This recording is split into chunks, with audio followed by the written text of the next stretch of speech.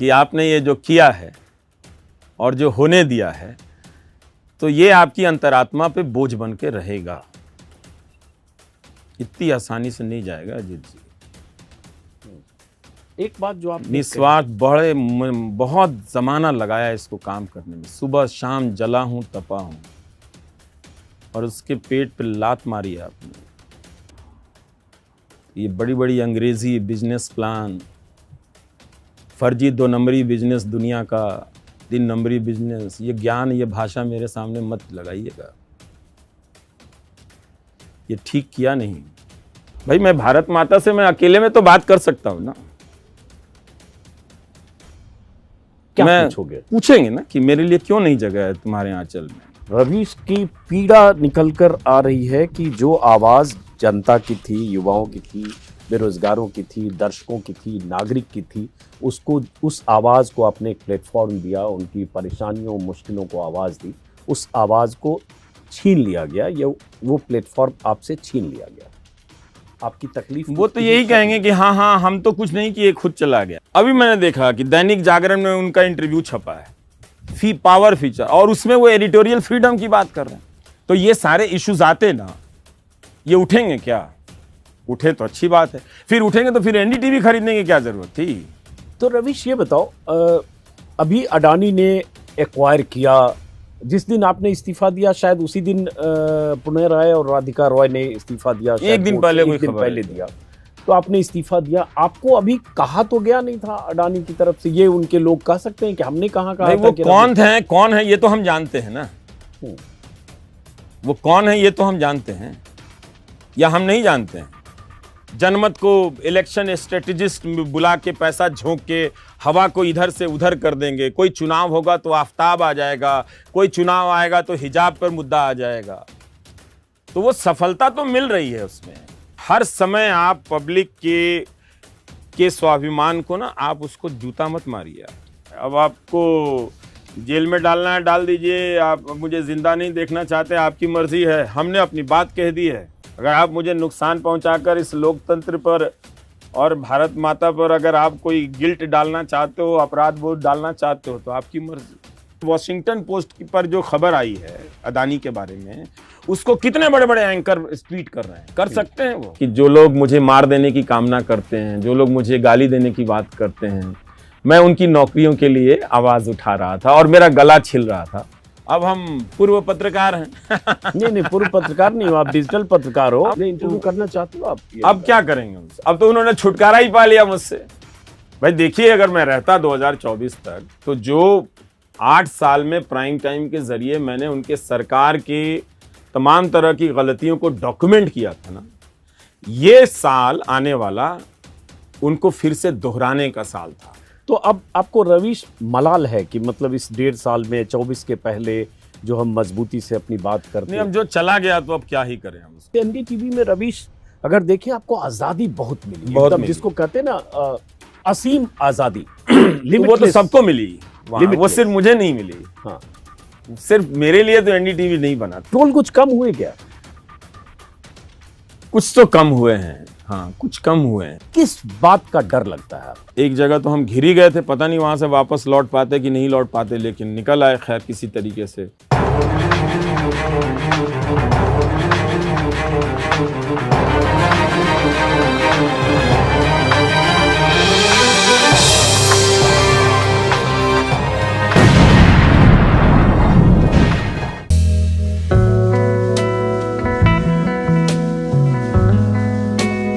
आइए रवीश, स्वागत है आपका। Thank you. मेरे ख्याल से आप में से जितने लोग होंगे उसमें कोई ऐसा नहीं होगा जो रवीश को जानता पहचानता नहीं होगा, इसलिए किसी लंबे चौड़े परिचय की ज़रूरत नहीं है। और ये सुबह कुछ खास है रवीश। अब तक जो सुबह होती थी, उस सुबह की शुरुआत एनडीटीवी के प्राइम टाइम के लिए कुछ सोचते, कुछ रचते, कुछ लिखते, कुछ भूमिका तय करते होती होगी। हाँ, ये सुबह कुछ खास है। हाँ बिल्कुल अलग है।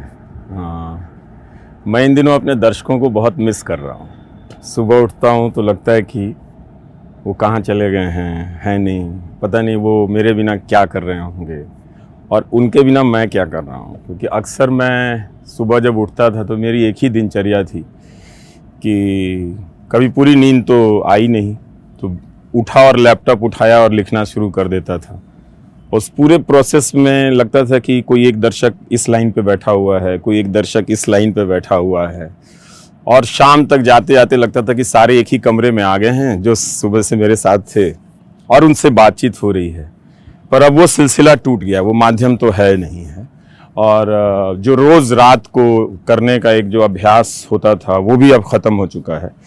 तो एकदम से समझिए कि आपने कूदा तो था जहाज से और पैराशूट से आप बंधे थे, लेकिन बीच सफ़र में किसी बड़े गोदी सेठ ने वो पैराशूट काट दिया।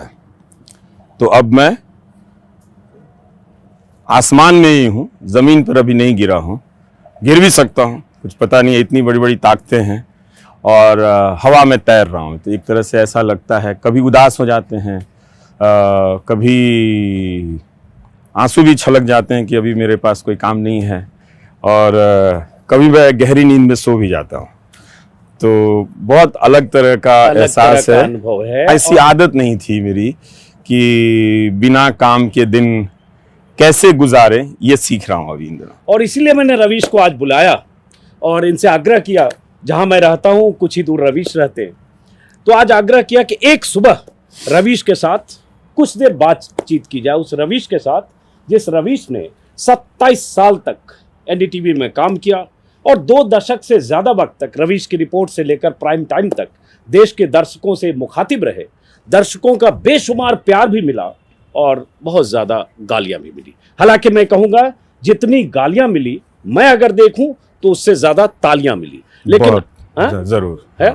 तो अभी रवीश ने अपना एक YouTube चैनल शुरू किया है, क्योंकि एनडीटीवी से वो रिश्ता जो 27 साल पुराना था, वो रिश्ता डेड एंड पर आया, प्राइम टाइम डेड एंड पर आया। तो ये जो डेड एंड पर प्राइम टाइम आया, यहाँ से एक आज़ादी की शुरुआत भी होती है। नौकरी का एक खांचा, एक बंधन भी होता है। उस आज़ादी को कैसे देखते हो रवीश? उस आज़ादी को अजीत जी, हम पहले से कोरोना के बाद से ऐसा लग रहा था कि मैं इस अभ्यास की तैयारी में हूँ, कर रहा हूँ, और एहसास हो गया था कि चीज़ें कुछ बदल रही हैं। और पहले मुझे लगता था कि हमारे जैसे लोग, हमारे आपके जैसे लोग इक्का दुक्का बोलते रहेंगे, इतना महान देश है, अभी भी है, वो बर्दाश्त कर लेगा, उसके लोकतंत्र में इतनी ताकतें हैं, उसके उद्योगपतियों में इतनी ताकतें हैं, उनकी ज़मीर में अभी भी इतनी एक कुर्सी मेरे लिए बची होगी। लेकिन मुझे ये बात समझ में आ गई थी कि कहीं से कुछ है जो नहीं चाहने वाली शक्तियाँ बहुत सक्रिय हो गई हैं। तो मैंने ख़ुद को सबसे पहले दफ्तर से दूर कर लिया। तो मैं जाता नहीं था ऑफिस, और बिल्कुल अपने सोसाइटी के दायरे में 3 साल में अगर दोस्तों से मिला हूँ तो मिला हूँ, कहीं आना जाना सब बंद करके मैं अकेला हो गया और पूरा फोकस प्रोग्राम पे लगाने लगा, और उसी दौरान मैं अपने आप को डिटैच भी करने लगा था। तो एक अभ्यास तो कर ही लिया था, लेकिन तब भी जब वो दिन आता है तो वो दिन आता है, और ये छुपाने वाली बात नहीं है। ये मैं कहूँ कि नहीं, मुझे कोई फ़र्क नहीं पड़ा, नहीं, मुझे झटका लगा था।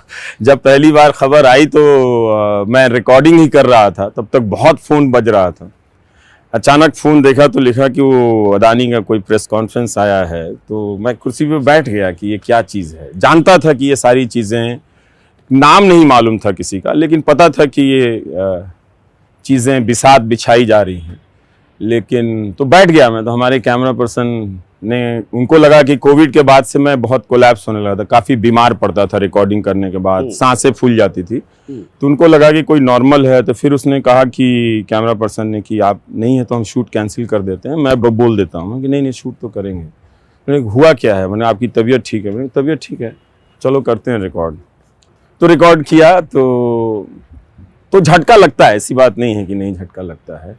लेकिन रवीश, हाँ सॉरी, पहले आप कंप्लीट करो। कि और बात चुभती है कि आपके बटुए में जितना भी पैसा हो, तो धरती खरीद लोगे क्या? और धरती खरीद लोगे तो क्या उस धरती पे नहीं रहोगे? तो आपने एक गोदी सेठ के नाम सख्त संदेश भी दिया अपने दूसरे वीडियो में एनडीटीवी से रवानगी के बाद। तो सेठ की अभी कायदे से एनडीटीवी में एंट्री कहें या शिकंजा अभी कसा नहीं है, लेकिन उससे पहले रवीश ने एनडीटीवी से विदाई ले ली। ये सब प्रक्रियाएं हैं अजीत जी, आप खुद ही समझते हैं कि छुरी एक बार में नहीं चलाई जाती है।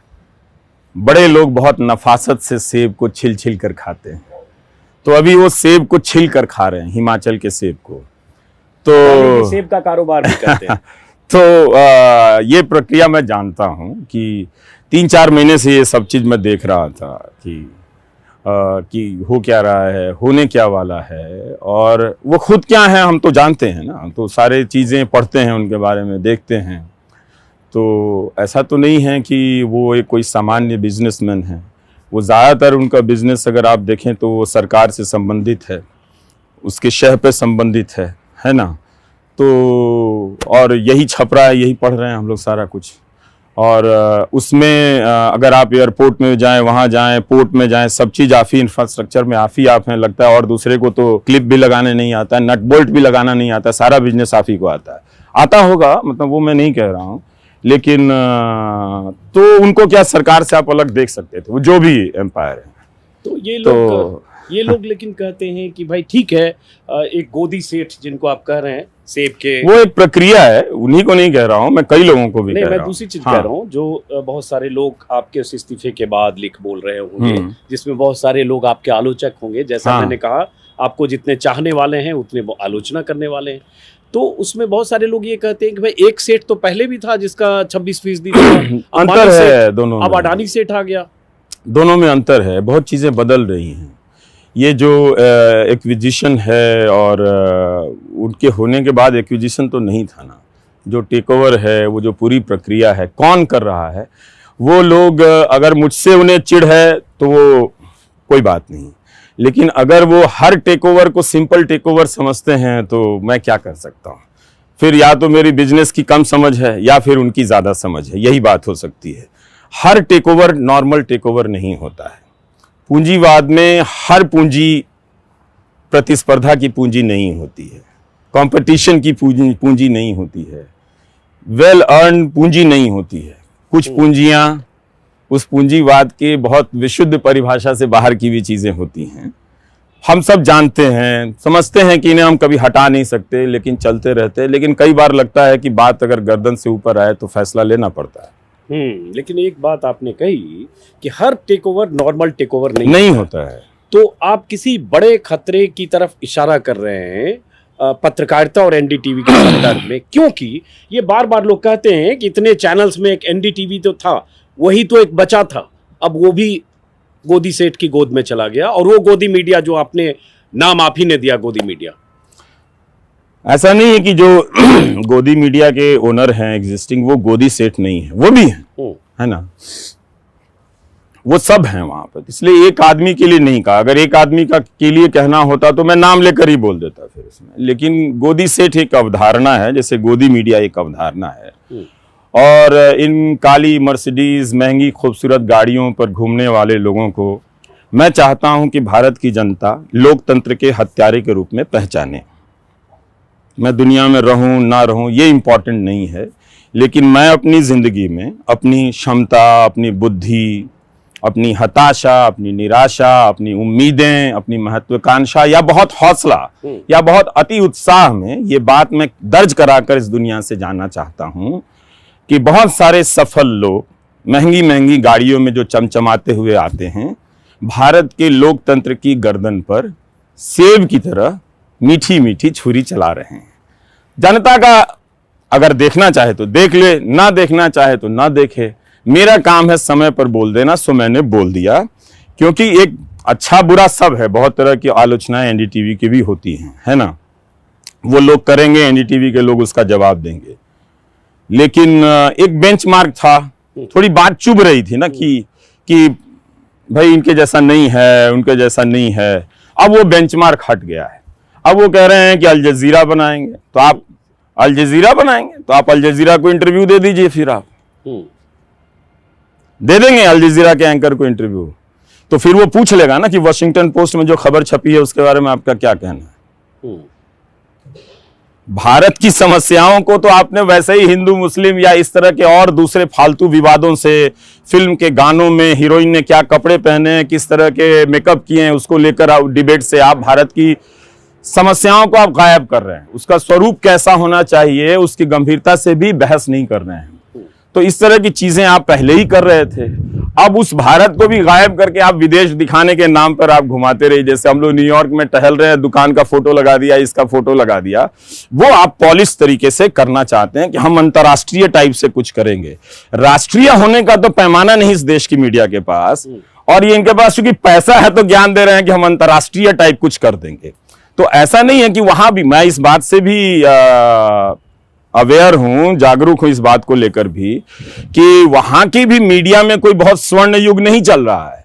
न्यूयॉर्क टाइम्स, वॉशिंगटन पोस्ट, इन सब के भी अपने अपने अंतर्विरोध हैं। वहां पे बहुत सारे सवाल उठ रहे हैं कि किन बातों पर आप चुप हैं, किन बातों पर आप बोल रहे हैं। तो ऐसी बात नहीं है।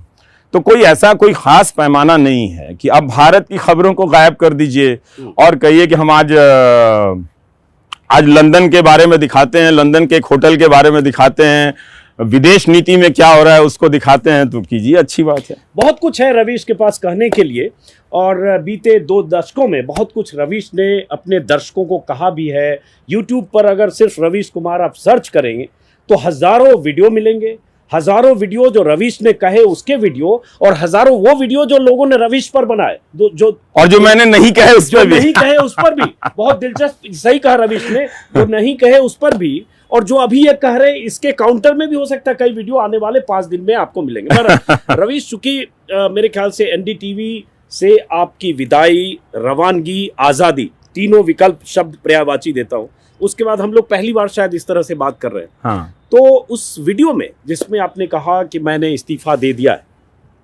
जिसको अब तक 8 मिलियन से ज्यादा लोगों ने देखा है, और आज ही सुबह मैं देख रहा था 1,37,000 लोगों ने, उससे ज्यादा लोगों ने कमेंट किया। अपने आप में बड़ी बात है। मुझे याद नहीं कि इस देश में यूट्यूब पर कोई ऐसा पत्रकार हो पहले, न भूतो न भविष्यति, जो 20 दिन 15 दिन के अंदर जिसके 3 मिलियन से ज्यादा सब्सक्राइबर हो और किसी एक वीडियो में 1.5 लाख, मतलब 1.5 लाख हो जाएगा, 137 लोगों ने कमेंट किया। उस कमेंट को मैंने पढ़ा है, उस पर हम आगे बात करेंगे कि उसमें क्या है, लोग क्या कह रहे हैं।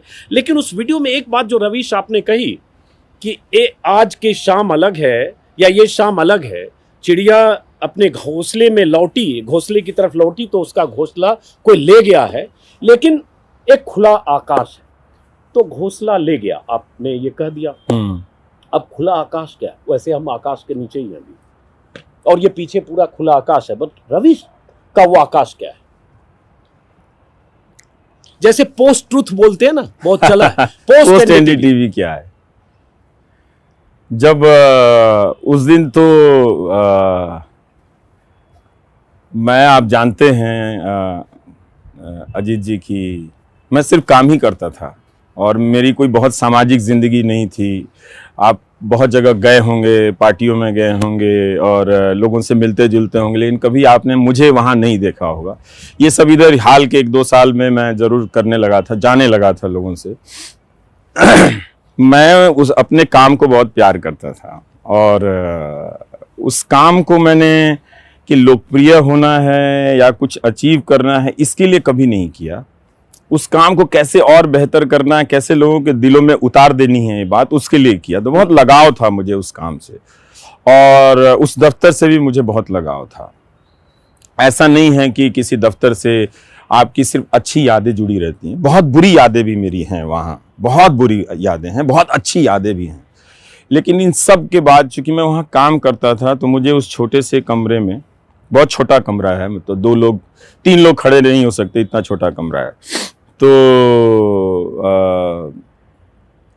2 लोग बैठते थे हम लोग, और बहुत छोटा कमरा है उसमें, तो अब एक क्या ही बोले मतलब। तो लेकिन हम, एक खिड़की थी, पीपल का पेड़ था, देखता रहता था, टाइप करता रहता था, काम करता रहता था, बहुत लगाव था जी मेरा उस। और मैं कभी दफ्तर में बायोमेट्रिक्स पे साइन नहीं करता था। कहता था ये इंसल्ट होगा मेरे जैसे लोगों के लिए कि मैं रोज काम करूं, सुबह से लेकर शाम तक काम करूं और बायोमेट्रिक्स पे मैं उंगली भी लगाऊं, तो खैर मुझे किसी ये ने आजादी मिली हुई भी थी। किसी ने नहीं कहा कि आप क्यों नहीं लगा। आज नहीं, जब वो सिस्टम कई साल पहले लगा था तब भी किसी ने आके नहीं कहा, क्योंकि ऐसा माना जाता है कि 2014 के बाद लोग मुझे जानते हैं, पर ऐसी बात नहीं है। मुझे लगता है कि इससे कहीं ज्यादा 2014 से पहले लोगों का प्यार मिलता था।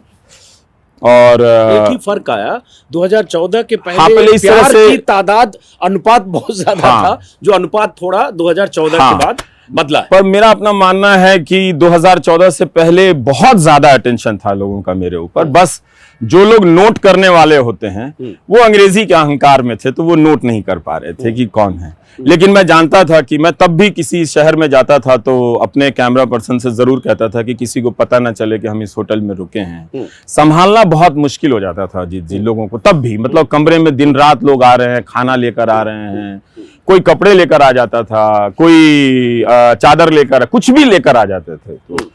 तो बहुत लगाव था, और उसको छोड़कर उस दिन जब छूटा तो बहुत बुरा तो लगा ही। और हाँ, अगस्त के बाद मैं एक दिन दफ्तर गया था, वो शुक्रवार का दिन था, छुट्टी लेकर दफ्तर गया था। वैसे बहुत कम लोग छुट्टी लेकर दफ्तर जाते हैं तो उस दिन मुझे लगा कि ये मेरा जो घर है, जहाँ मेरी आत्मा रहती है, अब यहाँ से उसके जाने का वक्त है। तो प्राण जो है वो शरीर छोड़ रहा है। तो उस दिन मैं जितने भी लोग दफ्तर में थे, कैसेट लाइब्रेरी में मैं गया, पीसीआर में गया, एडिट बे में गया, अपने उस कमरे में 2-3 मिनट के लिए रहा, खूब अच्छे से घूमा, वहाँ पे महसूस किया और अपने आप को समेट के वहाँ से बाहर आ गया। जब बाहर आया तो मैं उस दिन हमेशा हमेशा के लिए उस जगह से बाहर हो गया था। और गाड़ी में थे अकेले, तो रोते रोते आए कि वो छूट गया। तब तक मैंने किसी को कहा नहीं था कि मैं इस्तीफा दूंगा या क्या करूंगा, पर उस दिन मैंने एनडीटीवी को खूब अच्छे से उस घर को देख लिया था, और फिर वो छूट गया। फिर उससे मैं घर आया और लगा कि अब जो आसमान की बात है वो हम बैठ के बात करेंगे। हाँ, बैठ के बात करेंगे। वही मैं चाह रहा था कि फॉर्मेट तो हमारा था बैठ के बात करने का, लेकिन आए, अच्छा लगा, और हम लोग बैठते हैं और कुछ लंबी बात, जिसमें उस आसमान की बात, जो आसमान यहाँ से रविश के लिए खुला आसमान है। वैसे मैं बताऊं, जहाँ मैं हूँ इस आसमान के दूसरे हिस्से पर, आसमान का कोई छोर नहीं होता, लेकिन कुछ ही दूर पर रविश रहते हैं। हालांकि सुरक्षा के लिहाज से इनका घर बताना नहीं चाहिए, लेकिन फिर भी। तो अब हम रविश से बात करते हैं बहुत सारे उन पहलुओं पर, जिन पहलुओं पर बात करने के लिए रविश चर्चित भी रहे, और इनके भीतर की वो बेचैनी है जो इनके शब्दों की शक्ल में आती है, और जो निरंतर दर्शक से संवाद करते रहे। मैं एक बात मानूंगा रविश, कई बार हो सकता है हमारी आपकी वैचारिक असहमतियां रही हो, या कंटेंट में असहमतियां रही हो, मेरी तो नहीं रही, आपकी हो सकता है रही हो, क्योंकि हम लोग एक विधा में रहे, लेकिन फिर भी दर्शक के से जितना संवाद आपने किया है, मैं नहीं समझता कि देश के किसी एंकर ने पहले किया है और कोई आगे कर पाएगा, क्योंकि अब जो लोग हैं संवाद सिर्फ एक आदमी से करते हैं, वो सत्ता के शीर्ष पर बैठे हैं, डोर वहीं बंदी है। तो अब हम लोग बाकी बातें बैठकर करते हैं। जी जरूर जरूर भाई। अच्छा, मेरी किताब भी है यहाँ। हाँ, आपकी किताब भी है। आपकी किताब के बिना बात कैसे होगी?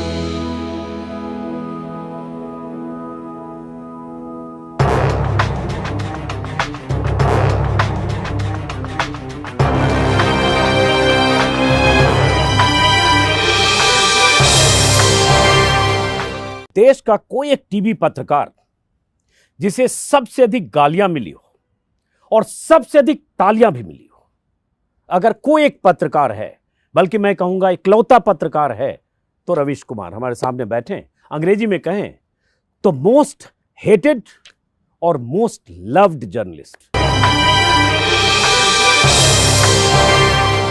उस एनडीटीवी में रविश, अगर देखें, आपको आजादी बहुत मिली, एकदम जिसको कहते हैं ना असीम आजादी। वो तो सबको मिली, वो सिर्फ मुझे नहीं मिली। हाँ, सिर्फ मेरे लिए तो एनडीटीवी नहीं बना था, नहीं ऑब्वियसली, हाँ, लेकिन मुझे कोई स्पेशल तरीके से नहीं मिली। नहीं, मैं उस पे आ रहा हूं, पर मैं उसको अर्न जरूर किया, वहां पे ट्रस्ट जरूर अर्न किया। उन्होंने देखा कि ये सिर्फ काम करता है, ये काम के बदले में इस नेता के यहाँ घूमना, उस नेता के यहाँ जाकर अपना वो बताना कि ये मुझे फोन कर रहे हैं, वो मुझे फोन कर रहे हैं। हालांकि तब भी बड़े बड़े लोग फोन किया करते थे, मैं ये बात कोई विशेष बात मुझे नजर नहीं आती थी। ठीक है, उसको कोई स्टोरी अच्छी लगी हुई तो कोई मिनिस्टर फोन कर लिया तो कर लिया। तो मुझे लगता था कि मैं जनता के बीच से आया हूं तो मुझे उधर ही रहना चाहिए और वो संसद में वाले नहीं घूमना चाहिए।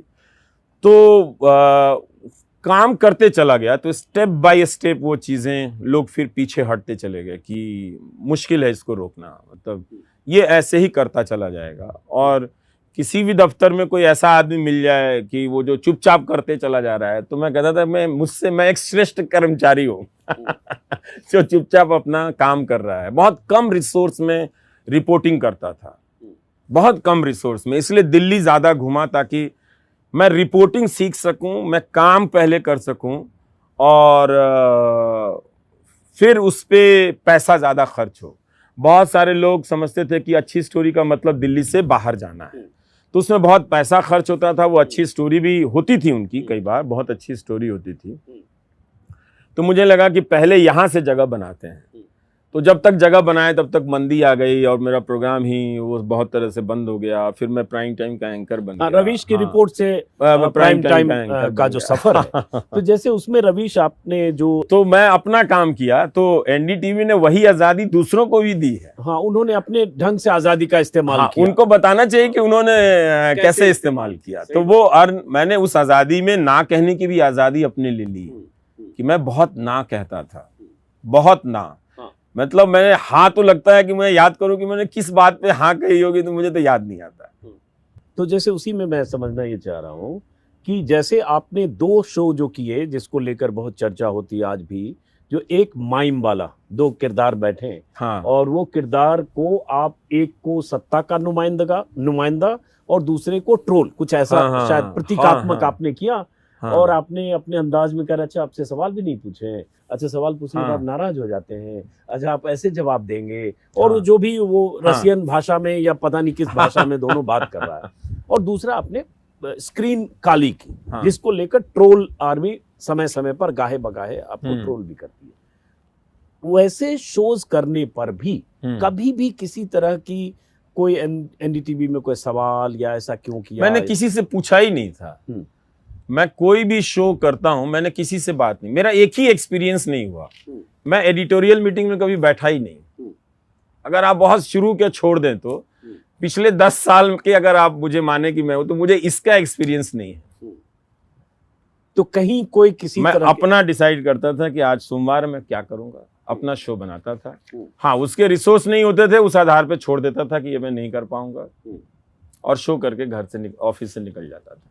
तो किसी भी स्टेज में और वो आदत थी, उनको लगता था ये कुछ, अगर मैं किसी से, ऐसा नहीं कि मैं किसी को चुप हूं, मतलब न्यूज फ्लोर में चलते हुए किसी से आइडिया शेयर करता था तो वो कहता था कि हाँ ऐसा करना चाहिए, मैं किसी से भी शेयर कर देता था। तो लगता अच्छा ये करना चाहते हैं कि नहीं, तुम्हें कैसा लगता है, ठीक है ऐसा कर सकते हैं ऐसा। तो उसी तरह से ब्लैक स्क्रीन किया, बहुत कम लोगों को पता था कि मैं ऐसे चाहता हूँ। तो डेफिनेटली आप कह सकते हैं कि इस तरह से हम दूसरे चैनल में नहीं कर पाते, इतना बड़ा फैसला नहीं कर पाते, सवाल ही नहीं उठता उस तरह से। नहीं, एक तो बहुत सारी चीजें, उस शो के कॉन्सेप्ट को समझने की सलाहियत ही नहीं है, मतलब बाकी लोगों में, मतलब बाकी चैनल खड़े हो जाने से थोड़ी होता है कि जो मैं कर रहा हूँ, इन सब चीजों को समझने वाले उधर ही प्रोडक्शन के लोग हैं, उधर ही एडिटर के लोग हैं कि कुछ क्रिएटिव डिमांड कर रहा है तो हाँ क्रिएटिव कर दे रहे हैं। बाकी सब तो वो फॉर्मेट बना हुआ है, उसमें एंकर आता है भर के चला। उसमें दूसरा पहलू भी, एक क्रिएटिव पहलू जो आप जिक्र कर रहे हो, लेकिन दूसरी उस आजादी का भी कि क्या इस तरह से किसी को करने कोई संस्थान या संस्थान का सेठ जो आपने जिक्र किया ये करने देगा, नहीं करने देगा। और मुझे उसके बाद भी किसी ने नहीं कहा कि तुमने ऐसा क्यों किया, ऐसी तो कोई बात ही नहीं हुई कि तुमने ऐसा क्यों किया, कोई पूछने भी नहीं आया। सब आगे बोले यार बड़ा शानदार है, ये तो बहुत अच्छा है, इसको रिपीट करना चाहिए। तो उसके लिए वो स्लॉट ढूंढने लगे कि कौन सा स्लॉट होना चाहिए जिसमें ये रिपीट किया जा सकता है। तो शायद दोपहर में रिपीट होता था। हाँ, दोपहर में एक तो फिक्स टाइम होता था, तो उन्हें लगा कि कुछ एक्स्ट्रा भी दिया जाए, क्योंकि प्राइम टाइम को रिपीट करना थोड़ा मुश्किल है, क्योंकि वो कई बार डेटेड चीजें भी होती नहीं, क्योंकि उसका एड ब्रेक का दूसरा सिस्टम है, क्योंकि वो एक साथ में 40 मिनट 40 मिनट 35 मिनट होता था, बाकी फॉर्मेट वैसे नहीं। कि मैं भी बड़ा उसका दर्शक रहा हूँ। हाँ, तो थैंक यू। तो इसलिए उसको हर स्लॉट में रिपीट करना एक मुश्किल काम होता था। तो उसमें और डेफिनेटली मैं किसी से भी कहता था तो कोई मना करने नहीं आता था। सबको लगता था कि ये कुछ अलग सोचा है, तो पहले इसमें घुस के देखते हैं क्या है, पहले इसको डुएबल बनाते हैं, कर सकते हैं कि नहीं कर सकते हैं। तो सब कोई जुट जाता था, जितने भी हम लोग एनडीटीवी इंडिया के लोग थे। तो कोई कुछ ले आया, कोई कुछ ले आया, कोई कुछ ले आया। ये आम वाला शो है या माइम, एक वो अक्षय कुमार का इंटरव्यू वाला किया था, मुझे याद आ गया। हाँ, वो आम चूस वो माइम वाला, तो माइम शब्द ही मुझे जबान पे नहीं आया। मैं गया किसी से पूछने की, यार चार्ली चैपलिन का एक ऐड आता था, चार्ली चैपलिन का नहीं, वो शू पॉलिश, इसका अरे बहुत चर्चित शू पॉलिश था, चेरी ब्लॉसम। हाँ, चेरी ब्लॉसम का ऐड आता था। तो मैंने कहा उसमें एक आर्टिस्ट होता था, ऐसे ऐसे करता था। तो किसी ने कहा हाँ जी उसको माइम बोलते हैं, हम अपने कॉलेज में किया करते थे, दोस्त को जानते थे। तो मैंने कहा जरा पूछो यार वो ये माइम आर्टिस्ट क्या होते हैं। तो फिर मैं गूगल में उसी ने सर्च करके बताया कि इसको माइम आर्ट बोलते हैं। तो फिर उनको ढूंढा, फिर कलकत्ता में माइम फेस्टिवल होता है, ये मुझे नहीं पता था उस वक्त। शायद उसके आसपास किसी बड़े आर्टिस्ट से उन्होंने मना कर दिया या मेरी बात समझी नहीं, क्योंकि वो सब 4 दिन की बात करते हैं। तो मुझे तो नैनीताल छुट्टी लेके नैनीताल जाएंगे, फिर किताब लिखेंगे, तो ये कॉन्सेप्ट समझ में नहीं आता था मुझे। तो अभी करना है, अभी आया है। तो वो रोहतक से किसी 2 लोगों को बुलाया, वो मान गए। तो उससे आपने पहले डिस्कस किया कि तुम जो डिस्कस किया वो उल्टा, उसमें उनको बोलना नहीं था मगर वो बोल गए। हाँ, कुछ बोल रहे थे। उनको बोलना नहीं था, उनको चेहरे से एक्टिंग करनी थी, पर वो बोल। तो जो लैंग्वेज बोल रहे थे वो लैंग्वेज तो पता नहीं, वो जिब्रिश लैंग्वेज था उनका, पर उनको बोलना नहीं था। पर उन्होंने अपना, क्योंकि वो कलाकार लोग थे तो उन्होंने अपना किया। अब शो लाइव चल रहा है, उसका कोई सेकंड टेक तो हो नहीं सकता है। हाँ, ये मैंने अभी देखा है दोबारा, उस समय भी देखा था। अभी मैंने इस बातचीत की जब तैयारी की कि रवीश से बात करनी, तो वो वीडियो मैंने दोबारा। तो ये आप आजादी कह सकते हैं एनडीटीवी का, कि आप उस शो के भीतर कुछ भी कर सकते हैं।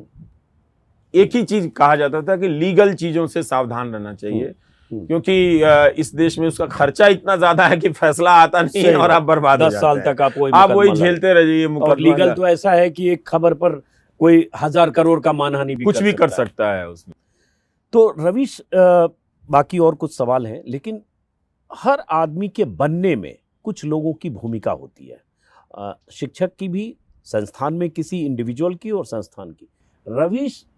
रवीश कुमार बनने में 5, 7, 8 लोगों की भूमिका अगर देखते हैं, वो कुछ नाम ले सकते हैं? हजारों लोगों की है, हजारों लोग। तो 10 नाम आप? बहुत मुश्किल है मेरे लिए। मुश्किल है? हाँ, 5 नाम बहुत मुश्किल है, इसलिए मैं नाम नहीं ले सकता। लेकिन मैं इतना कहता हूं कि हजारों लोगों की भूमिका है। चलिए छोड़ते हैं उसको। वो हजारों लोगों के साथ लाखों दर्शकों की भी भूमिका है, बहुत, जिन्होंने चाहा।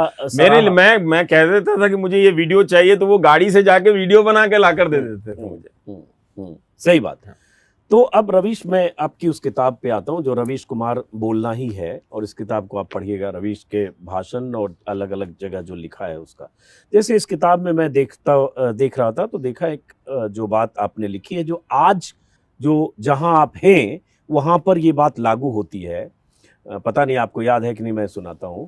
आपने लिखा है इसमें, मेरी सुबह ट्रोल्स की गालियों से शुरू होती है और रात में सोने जाते समय मेरी नौकरी चले जाने की आशंका घेर लेती है। 2014 के बाद शायद ही कोई दिन ऐसा रहा होगा जब किसी न किसी ने मुझे अपनी नौकरी गंवा देने के खतरे के प्रति आगाह न किया होगा। तो अब तो नौकरी रही। हाँ, अब ये रोज रोज का डर खत्म हो गया, पर आगे की चिंताएं तो हैं अजीत जी। और ट्रोल रह गए, ट्रोल रह गए। ट्रोल कुछ कम हुए क्या? कुछ तो कम हुए हैं, हाँ कुछ कम हुए हैं। और जब मैं नौकरी सीरीज कर रहा था, तो उसमें जो लड़के आए थे, उन्होंने कहा था कि वो आजीवन बीजेपी के सपोर्टर हैं, पर उन्हें नौकरी नहीं मिल रही है।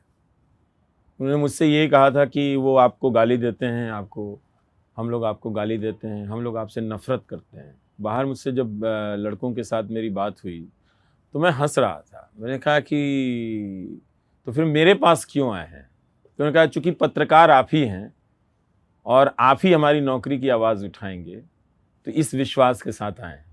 मैंने कहा और गाली देते समय और मेरे बारे में, तो मैंने कहा हम तो आपकी हम तो आपकी ज़िंदगी ख़त्म करने की कामना करते हैं, मतलब इतने। और वो लड़के बहुत ईमानदारी से मेरे बारे में बात कर रहे थे। तो उन्होंने पूछा आप करेंगे? मैंने कहा नहीं, ये बात नहीं कि करेंगे या नहीं करेंगे, क्योंकि अब इतना ख़तरा है, कौन सी खबर गलत हो जाए। आप देखते ही हैं कि सरकार ही पीछे पड़ जाती है। जो गलत बात फैला रहे हैं गोदी मीडिया, उसके बारे में कभी ये सरकार को कुछ नहीं बोलेगी, लेकिन अगर हम और आप गलती कर दें तो फेक न्यूज़ का वो पूरा पोस्टर बना देंगे ये लोग। मैंने कहा जब मुझे कन्विंस हो जाऊंगा कि आपकी बातों में दम है तो मैं करूंगा, नहीं होगा। और उन्होंने कहा कि फिर हम कोई बाइट भी नहीं देंगे उसमें, क्योंकि हमारा चेहरा आ जाएगा तो हमें नौकरी नहीं मिलेगी। तो आप देखिए कि नौकरी सीरीज बहुत मुश्किल शो था, उसमें कोई विजुअल नहीं था, लोगों के अपने एक्सपीरियंस लिखवा के खुद से आवाज़ करना, गला छिल जाता था अजीत जी। 1 दिन 2 दिन बहुत सारे पुराने दर्शकों ने कहा कि हम देखना बंद कर देंगे, ये क्या है, आज भी यही कर रहे हैं आप, देश में इतना कुछ हुआ है आज भी यही कर रहे हैं। 4 हफ्ता हो गया, 5 हफ्ता हो गया, करते करते मैं उसका इम्पैक्ट देखने लगा कि उन लड़कों के पास अपॉइंटमेंट लेटर जाने लगे, वो लोग मिठाइयाँ लेकर आने लगे और ये कहते हुए कि हम बीजेपी के ही सपोर्टर रहेंगे, पर ये मिठाई आपके लिए। मुझे हाथ जोड़ना पड़ता था कि प्लीज़ डायबिटीज़ हो जाएगा, आप मिठाई लेकर ना आए। बाकी दोस्तों से भी कह दें कि वो मिठाई लेकर ना आए, न तो रिसेप्शन पे मिठाइयों के ढेर लग गए थे। मतलब हर दिन कोई 10 आदमी 1-1 किलो की मिठाई लेकर चला आ रहा है कि मुझे अपॉइंटमेंट लेटर मिल गया है, मेरी माँ से बात कर लीजिए, मेरे पापा से बात कर लीजिए, मेरी बहन से बात कर लीजिए, वो लोग कितने खुश हैं। और मैं बिल्कुल निस्वार्थ उनकी सेवा करता रहा और बहुत ही सुंदर अनुभव हुआ कि जो लोग मुझे मार देने की कामना करते हैं, जो लोग मुझे गाली देने की बात करते हैं, मैं उनकी नौकरियों के लिए आवाज़ उठा रहा था और मेरा गला छिल रहा था। तो मैं इस सज़ा के प्रोसेस से खुद गुजरा उसी दौरान, तो बहुत आत्मबल मिला और मुझे लगा कि हम इस तूफान से मैं निकल सकता हूँ। तो वहाँ से मुझे, जैसे आपने नौकरी सीरीज का जिक्र किया, कहीं शायद आपने जिक्र किया है कि 1 लाख लोगों को उस समय हम लोग काउंट करते थे। इस परीक्षा का नहीं रिजल्ट निकल रहा था, वो निकलना था, बाद में बंद कर दिया, क्योंकि दफ्तर में भी कुछ लोग कहते थे इसका हम प्रोमो बनाना चाहते हैं। तो मैं इसमें भी बहुत रेजिस्ट करता था कि मत बनाओ प्रोमो, ये क्या है, एक्सक्लूसिव, एनडीटीवी, इम्पैक्ट, ये सब वो सब, तो इसलिए बहुत पता नहीं चलता है मेरा काम। इसीलिए समुद्र की तरह समाज में ठहरा हुआ है। इसीलिए आपको दिखा कि 1.5 लाख लोग, 1.25 लाख लोग कमेंट करने आ गए, वो 3 मिलियन लोग फॉलो करने के लिए आ गए। वो दिखाई नहीं देता है, क्योंकि ना तो मैं दिखाता हूँ ना वो दिखाते हैं, वो है समाज में कहीं नहीं दिखाई देता है। जब हम लोग बाहर जाते हैं, आप बाहर जाते हैं तो वो दिखाई देता है। तो कहीं किसी सरकारी दफ्तर के बाहर खड़ा रहता हूँ तो कोई लड़का आ जाता है चुपके से, कहता है कि सर मन तो करता है आपकी ही तस्वीर वहाँ लगा दूँ, लेकिन ठीक है आपकी वजह से नौकरी मिली। अच्छी बात है ना कि हम भी अपना पोटेंशियल जान सके उन्हीं गाली देने वालों की वजह से, कि अगर इनकी नौकरी के लिए आवाज़ उठाएं। आज देखिए कि कितना बड़ा मुद्दा है। उस मुद्दे को 2019 में जो प्रधानमंत्री मजाक उड़ा रहे थे, पकौड़ा बेचना भी रोजगार है, वही प्रधानमंत्री आयोजन करवा रहे हैं कि जिसमें वो अपॉइंटमेंट लेटर बांटते हुए दिखें।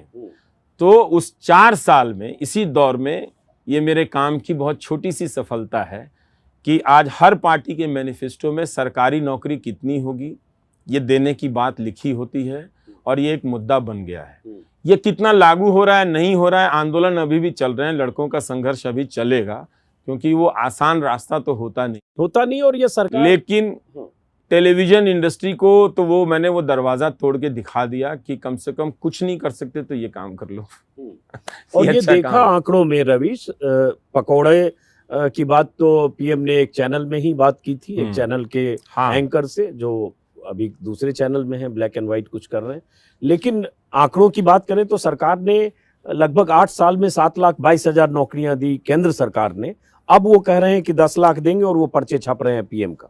लेकिन जैसे आप नौकरी सीरीज की बात कर रहे हो, कितने लोग युवा आते थे, उनमें से बहुत सारे लोग आपके आलोचक या गाली देने वाले ट्रोल्स थे। आपने पहले भी शायद ज्यादातर वही लोग लिखा बहुत बार है। कई बार आप हताश भी होते थे कि मैं इतनी लड़ाई लड़ रहा हूँ, दीवार में सर फोड़ रहा हूँ, नौकरी की बात करो, लेकिन ये इनमें कोई बदलाव नहीं हो रहा है। ये लगा आपको? बाद में हुआ, बाद में उन्होंने लोग लिखते थे कि हमने आपको गाली देना बंद कर दिया है।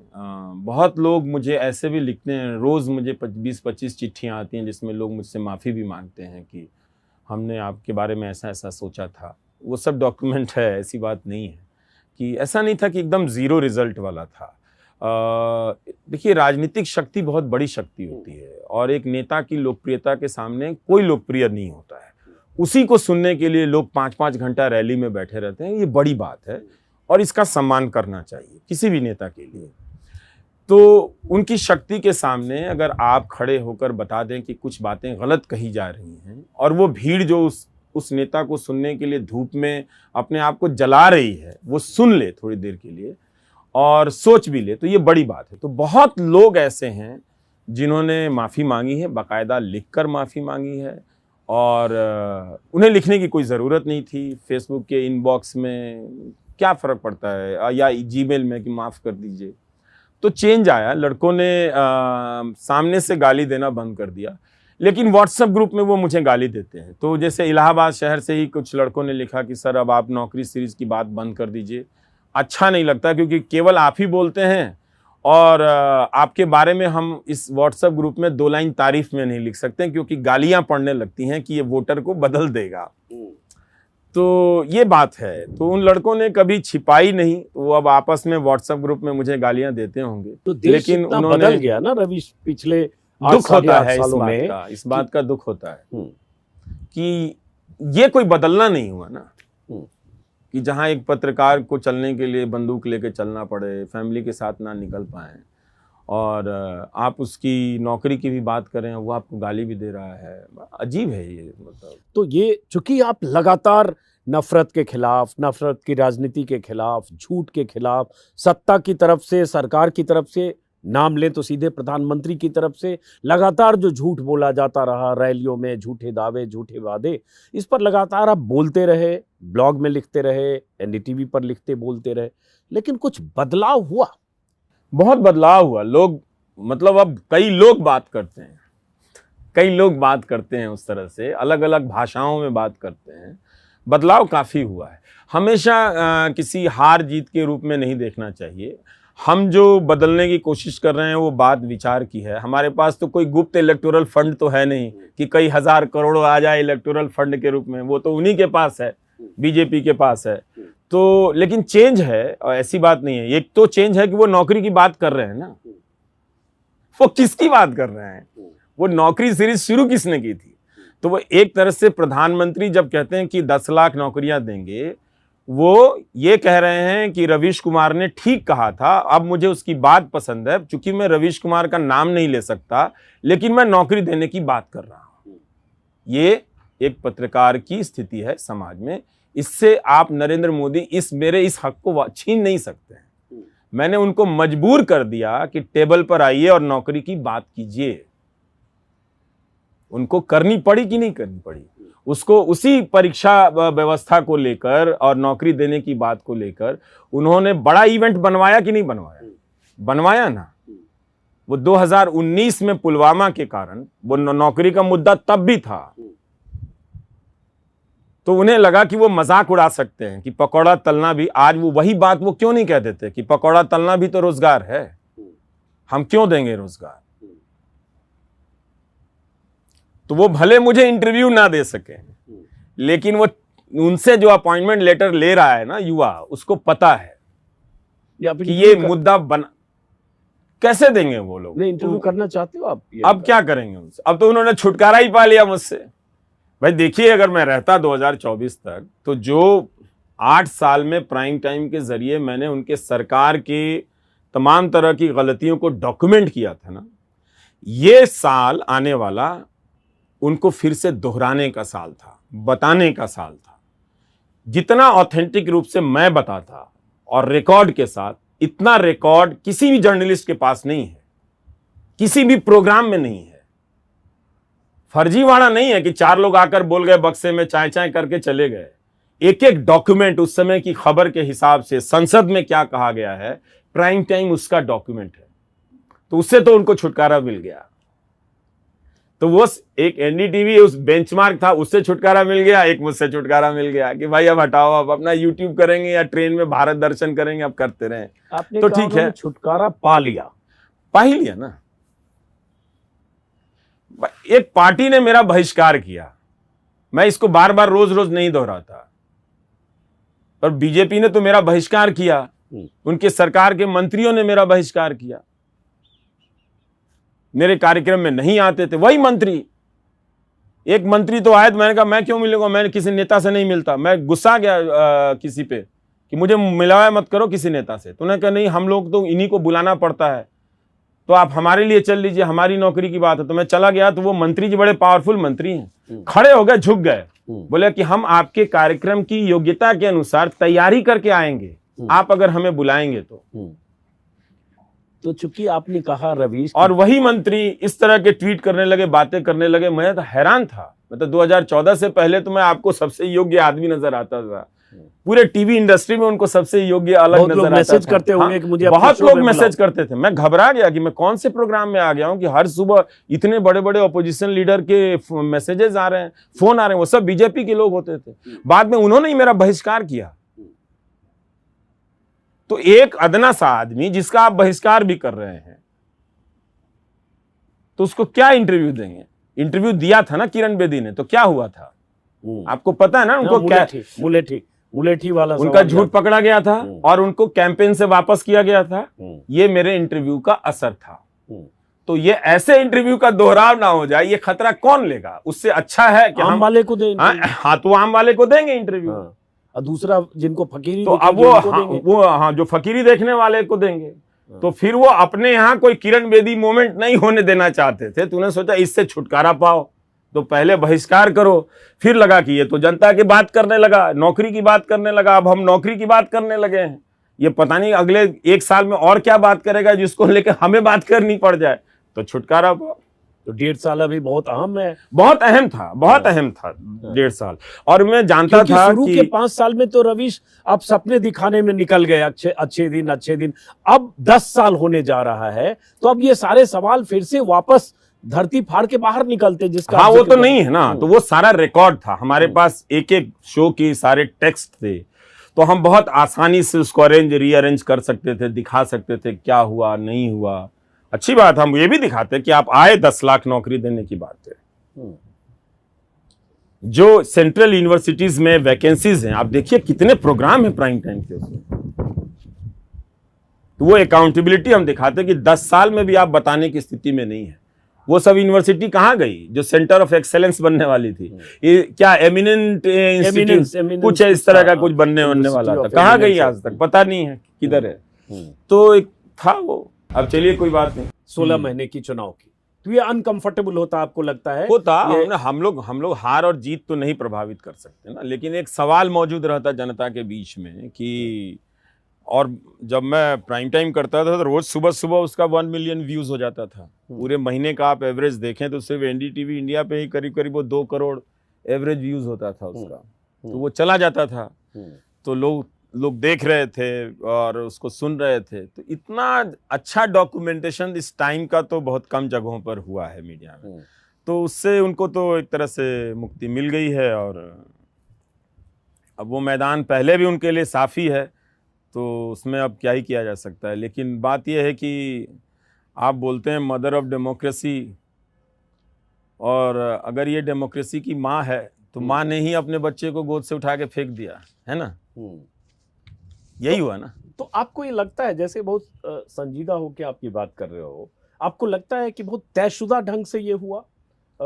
आप अगर किसी को नहीं लगता है तो मुझे हैरानी है। अगर किसी को ये बात नहीं लगती है तो मुझे बहुत हैरानी होती है कि क्यों नहीं लगती है। मुझे बहुत मैं कई तरह के एनालिसिस देख रहा था, तो मुकुल केशवन ने टेलीग्राफ में लिखा है, एक बात लिखी है, और वो बहुत आखिर में उन्होंने एक बात लिखी है चलते चलते कि ये सब कुछ जो हुआ है वो किससे मुक्ति पाने के लिए किया गया है। वो दुनिया भर का बिजनेस और ये सब प्लान बनाते रहेंगे, वो हर कोई बनाता रहता है, उसमें कोई बात नहीं। हर झूठ बोलने वाले चैनल का ना के स्लोगन में ट्रूथ होता ही होता है, तो वो तो हम हमारा कुछ कर नहीं सकते हैं। पर लोगों के इश्यूज के प्लेटफॉर्म का एक बड़ा नुकसान हुआ, एक वॉइस का नुकसान तो हुआ ही है। उससे उनको मुक्ति मिल गई है, क्योंकि जो भी मुद्दा उठता है वो अंत में टेबल तक तो पहुंच ही जाता है अंत में। जैसे नौकरी सीरीज तो पहुंचा ना आखिर में, और आपको अब आप उसके बारे में बात कर रहे हैं, ठीक है कि वो लड़के मुझे गाली देते हैं, लेकिन वो लड़के, उनको ये भी पता है कि यही करता है लास्ट में। तो अब आपको रवीश मलाल है कि मतलब इस 1.5 साल में 24 के पहले जो हम मजबूती से अपनी बात करते नहीं, अब जो चला गया तो अब क्या ही करें हम उसका, तो मैं पीछे मुड़ के तो नहीं देख सकता।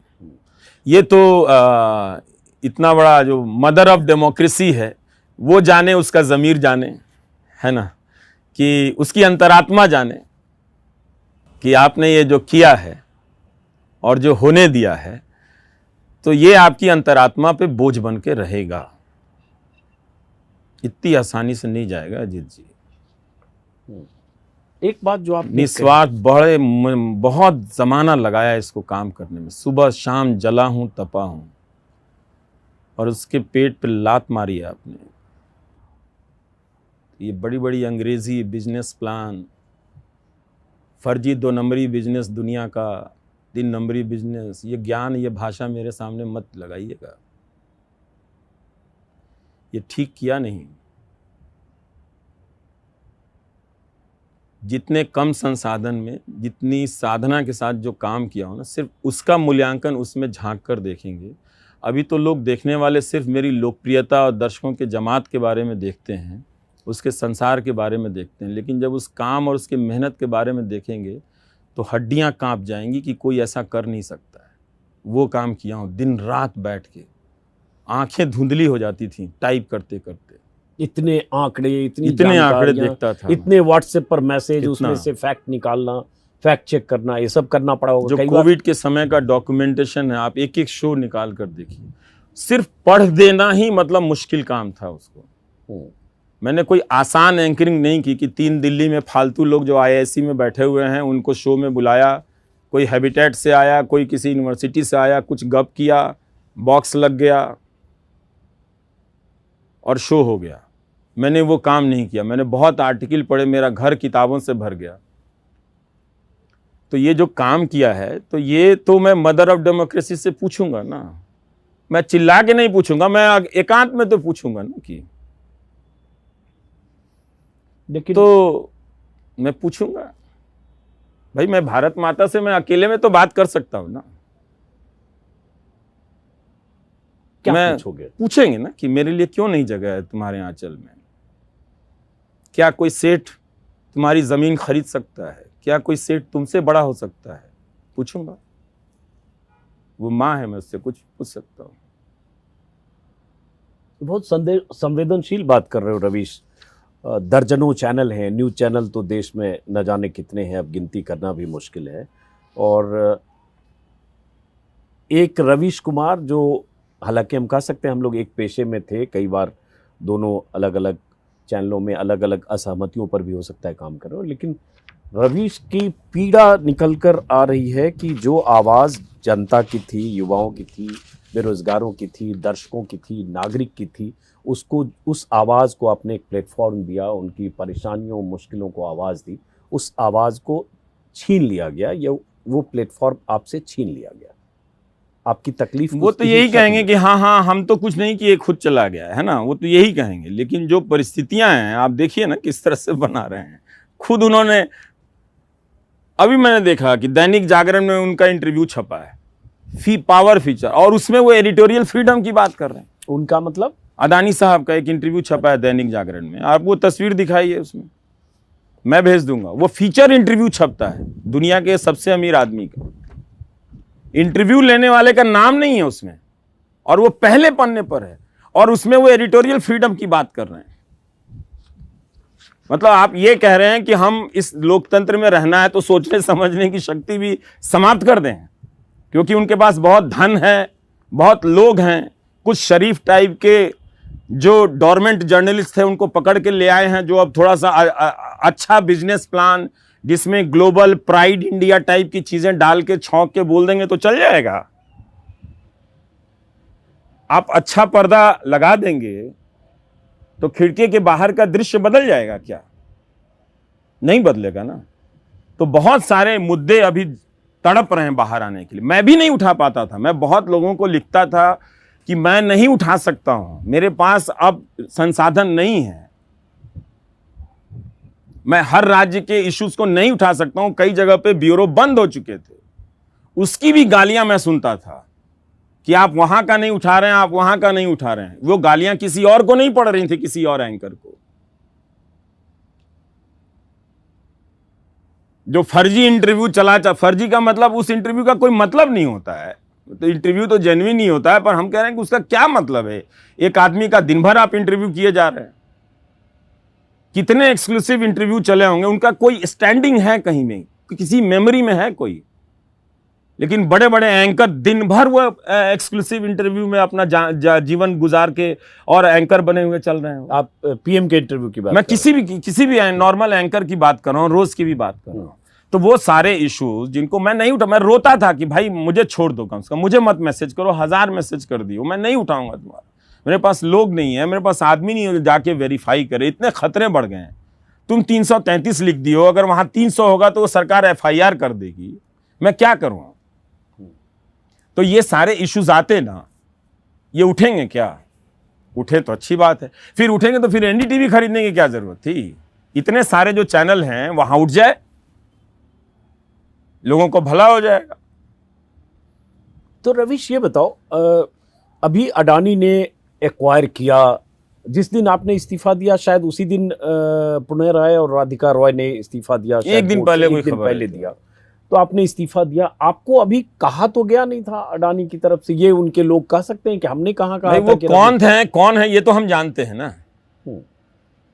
वो कौन है ये तो हम जानते हैं, या हम नहीं जानते हैं?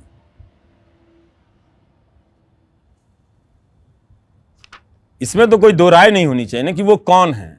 इसलिए मैंने वो गोदी सेठ और सेठ का फर्क बता दिया था उस वीडियो में, तो किसी को भी देख लेना चाहिए। तो इसलिए वो हर टेक ओवर को एक चश्मे से मत देखिए फिर। तो गोदी सेठ के नाम जो मैसेज दिया आपने, संदेश दिया, तो मीडिया के सभी गोदी सेठों के लिए है। हाँ, जो भी है, लेकिन ये फिलहाल उन्हीं गोदी सेठ के लिए है अगर देखें प्रतीकात्मक तौर पर, क्योंकि आखिरी गोदी सेठ अभी वही है जिन्होंने लिया, बाकी एक गोदी सेठ ने ज्यादातर चैनल में इन्वेस्टमेंट कर ही रखा है। तो जो आपने कहा, जिसमें एक बात आपने, रवीश ने कहा कि इस देश की महान जनता को कोई गोदी सेठ चवन्नी ना समझे, इसके स्वाभिमान से ना खेले, वरना वो अपनी जेब से केवल एक एक चवन्नी निकाल कर रख दे तो दौलत का ऐसा पहाड़ बन जाएगा कि सेठ की सारी दौलत चवन्नी बन जाएगी। आप जानते हैं 4 आने की ताकत क्या है? गांधी ने जब गांधी जुड़ते हैं तो उसकी सदस्यता 4 आने की थी। तो उस 4 आने ने इतनी ताकत दी लोगों को और आजादी के संदेश को घर घर में पहुंचा दिया, और हर आदमी आजादी की लड़ाई का स्टेक होल्डर बन गया, सिर्फ कुछ लोगों को छोड़कर, जो अलग संगठन बनाकर अलग कदम ताल कर रहे थे। तो ये उस 4 आने की ताकत है, उस चरन्नी की, जो अब दिखता नहीं, जो अब है नहीं, जो अब तो आउट ऑफ मतलब चलन से बाहर है। अब तो 2000 चल रहा है, वो भी पता नहीं कब आउट हो जाए। तो ये जो चल रहा है ना कि हर चीज ताकत से खरीद लेंगे, पैसे से खरीद लेंगे, जनमत को इलेक्शन स्ट्रेटेजिस्ट बुला के पैसा झोंक के हवा को इधर से उधर कर देंगे। कोई चुनाव होगा तो आफ्ताब आ जाएगा, कोई चुनाव आएगा तो हिजाब पर मुद्दा आ जाएगा। तो वो सफलता तो मिल रही है उसमें, लेकिन हर समय आप पब्लिक के स्वाभिमान को ना, आप उसको जूता मत मारिए। ये गजब जनता है, इसको पता है कि ठोकर क्या है और हत्या क्या है। इसको वो बहुत तरह के जख्म बर्दाश्त कर लेती है, पर कुछ चीज है उसमें जहां आने के बाद वो ना कह देती है, ये बर्दाश्त नहीं करेंगे। ठीक है, हमारे जैसे पत्रकार आएंगे जाएंगे, आते जाते रहते हैं, कोई बड़ी बात नहीं। उसी वीडियो में रवीश आपने कहा, आपने जनता का जिक्र किया, उस पर भी 1-2 सवाल आगे करूंगा। उसी वीडियो में आपने कहा कि गोदी सेठ बिजनेस करे, लेकिन इस लोकतंत्र का बिजनेस न करे, सूचनाओं का बिजनेस न करे, देश की शान से खिलवाड़ न करे। तो एक तरह से सीधे सीधे आप चुनौती दे रहे हैं सेठ को, और उस सेठ को उन सेठों की याद दिला रहे हैं जो GD बिरला जैसे थे, जिन्होंने आज़ादी की लड़ाई में भूमिका निभाई, या गांधी से जिनके रिश्ते थे, और 1947 से पहले और बाद के दिनों में चाहे JRD टाटा हो। तो दोनों सेठ में काफी फर्क है। ये सेठ तो हर जगह कब्जा करना चाहता है, हर जगह रहेंगे। मैं कोई बिजनेस विरोधी नहीं हूं, मैं तो खुद ही लोगों से कहता हूं कि ये एक बहुत क्रिएटिव रचनात्मक काम है, और अगर आप इसको रचनात्मक तरीके से करें तो आप कुछ भी दुनिया में रच सकते हैं, है ना। तो और इसीलिए बहुत सारे लोगों ने उसमें ये भी फर्क किया हुआ है कि बहुत सारे लोग अब जैसे जौनपुर से कोई इमरती लेकर आया, बेनी प्रसाद की इमरती 1855 से चल रही है, तो वो रचनात्मक कार्य है ना, तभी तो 1855 से लेकर अभी तक वो इमरती कायम है, उसका वजूद कायम है, उसका ब्रांड कायम है। तो ऐसे बिजनेसमैन लोग भी हैं। लेकिन अगर आप मीडिया के स्केप को देखिए तो वो बार बार बताने की तो ज़रूरत है, और ये बात लोग क्यों नहीं कहता है, मुझे इसकी बहुत हैरानी होती है। मुझे लगता है कि मैं कह देता हूँ, इसमें क्या फ़र्क पड़ता है। अब आपको जेल में डालना है डाल दीजिए, आप मुझे जिंदा नहीं देखना चाहते, आपकी मर्जी है, हमने अपनी बात कह दी है। अगर आप मुझे नुकसान पहुंचाकर इस लोकतंत्र पर और भारत माता पर अगर आप कोई गिल्ट डालना चाहते हो, अपराध बोध डालना चाहते हो, तो आपकी मर्जी। हमने अपने हिसाब से अपनी सेवा कर दी, अपनी बात रख दी। मेरे मन में जो ख्याल आया कि ये लोग धंधा करने लगे हैं, ये लोग पहले से भी होता रहा है, मैं इसको लेके कोई ये नहीं हूँ, लेकिन अब जो हो रहा है ना, वो पहले से चली आ रही चीजों से हर बार मिला के मत देखिए। आप देखिए कि कितनी रिपोर्टिंग बंद हो गई है, अखबार तक में, भीतर मिनिस्ट्री के भीतर तक की बहुत सारी सूचनाएं बंद हो गई हैं। सब ट्विटर की रिपोर्टिंग कर रहे हैं, बहुत कम एक्सक्लूसिव खबरें हैं। जितने भी इन्फ्लुएंसर बने हैं ट्विटर पर, जो न्यूज़ एंकर हैं वहाँ पर, आप देखिए कि जब आर्टिकल 14 या स्क्रोल या वायर पे कोई इन्वेस्टिगेटिव स्टोरी आती है, कोई ट्वीट नहीं करता है। अब आप इसी से देख लीजिए कि वॉशिंगटन पोस्ट पर जो खबर आई है अदानी के बारे में, उसको कितने बड़े बड़े एंकर ट्वीट कर रहे हैं, कर सकते हैं वो। तो चुटकुला वाला वीडियो लगा दीजिए जिसका 1 लाख विजुअल आ जाए, फालतू का कुछ पीएम के काफिले के बीच में एम्बुलेंस का लगाइए, ये सब हल्का फुल्का कर लीजिए आप। लेकिन जहां सीरियस बात है तो ये डर क्यों है? क्या हमें ऐसा देश चाहिए कि हम डरपोक बन जाए? हम तो कभी भी नहीं थे, क्यों चाहिए? तो हमने एक सवाल के तौर पे छोड़ दिया, अगर ऐसा देश चाहिए तो ले लीजिए, फिर मैं क्या कर सकता हूं? नहीं, वो डर पर भी आगे सवाल, क्यों नहीं वॉशिंगटन पोस्ट की स्टोरी शेयर कर सकते? करके देखिए ना, स्टैन स्वामी की रिपोर्ट आई है, उसको क्यों नहीं आप शेयर करते हैं? बिल्कुल।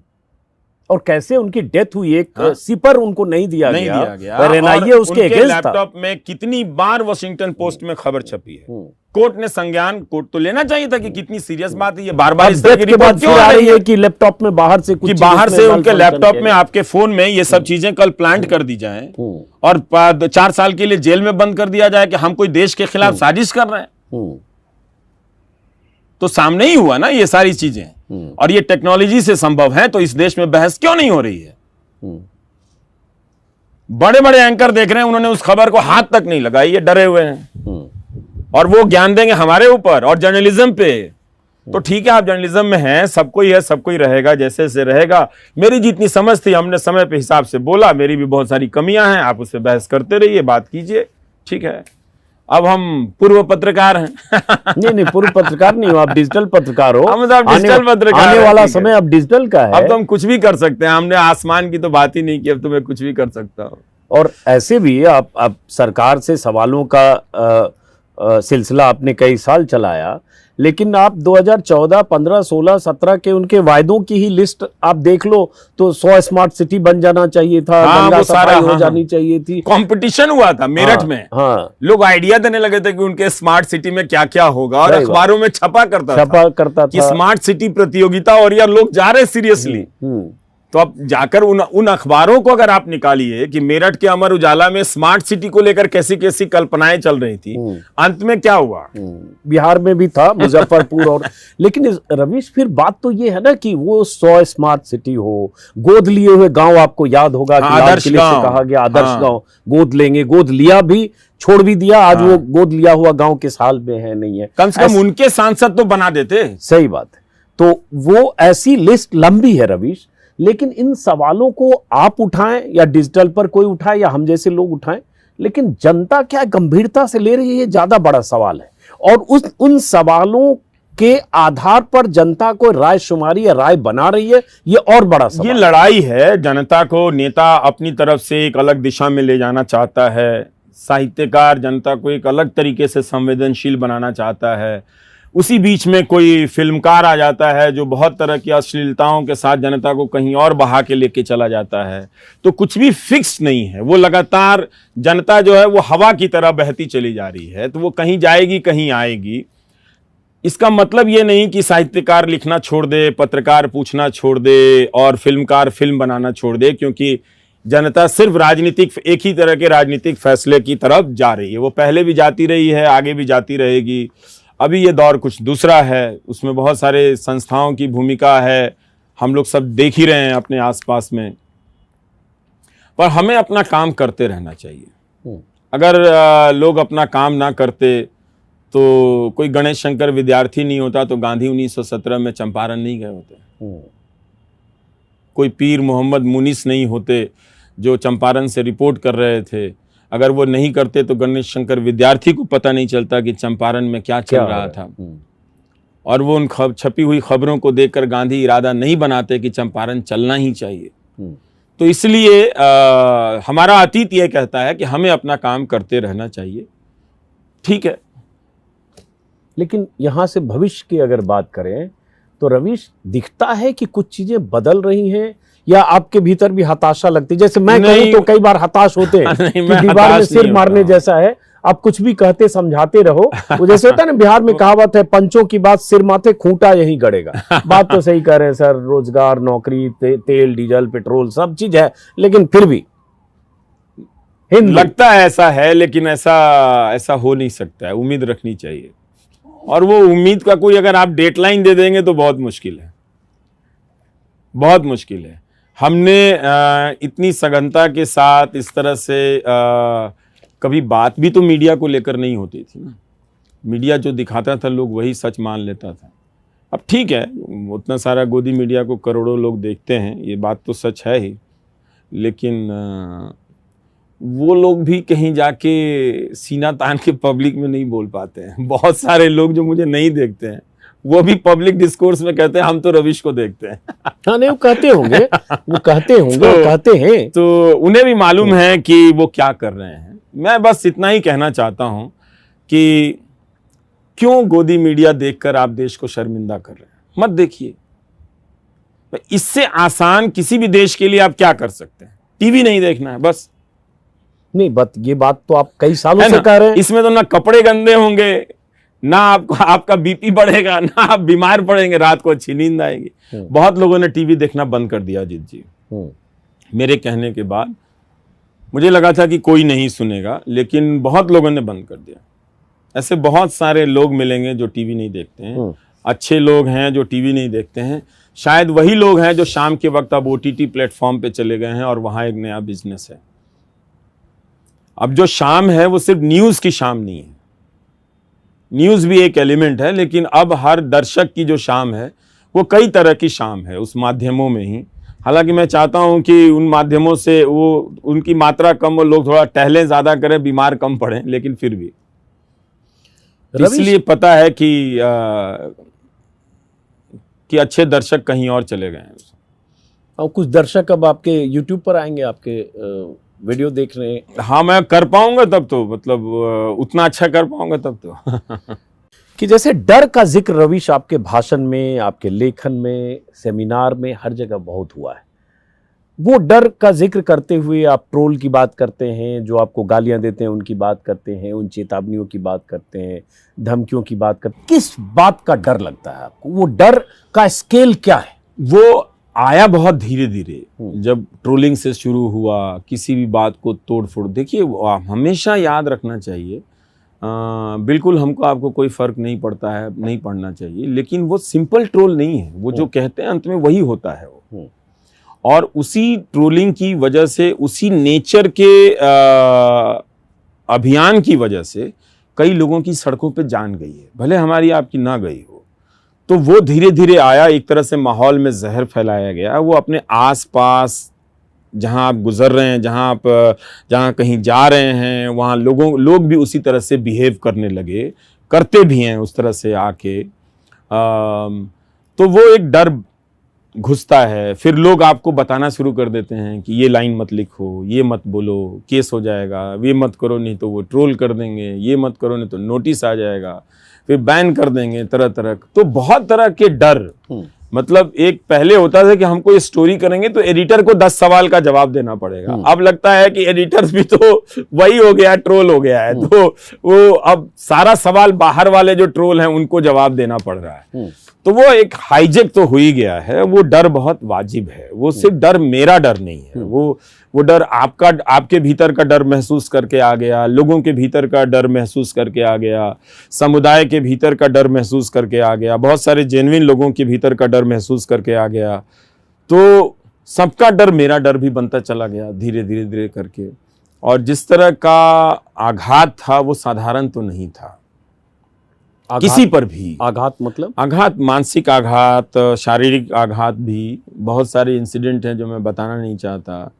तो वो सारी चीजें भी हो रही थी बहुत वास्तविकता में भी। कुछ आपने कहीं जिक्र किया था, कहीं धक्का मुक्की या ऐसा? बहुत तरह के हमले और इस तरह की चीजें। तो कोई वीडियो तो बनता ही रहता है, वो सारी चीजें, फोन पर गालियां, और दूसरों के बारे में तो पढ़ रहे थे ना कि दूसरों के बारे में ऐसा कर दिया, किसी और रिपोर्टर के बारे में पढ़ रहे हैं कि फील्ड में उसके साथ हुआ है। तो एक जगह तो हम घिर ही गए थे, पता नहीं वहां से वापस लौट पाते कि नहीं लौट पाते, लेकिन निकल आए खैर किसी तरीके से। तो वो धीरे धीरे चीजें बन जाती हैं।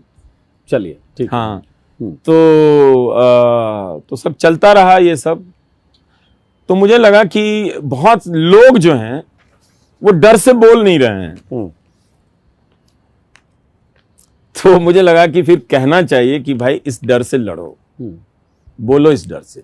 ऑपोजिशन के लोग डर से नहीं बोलते थे, उनके भीतर भी डर फैल गया था।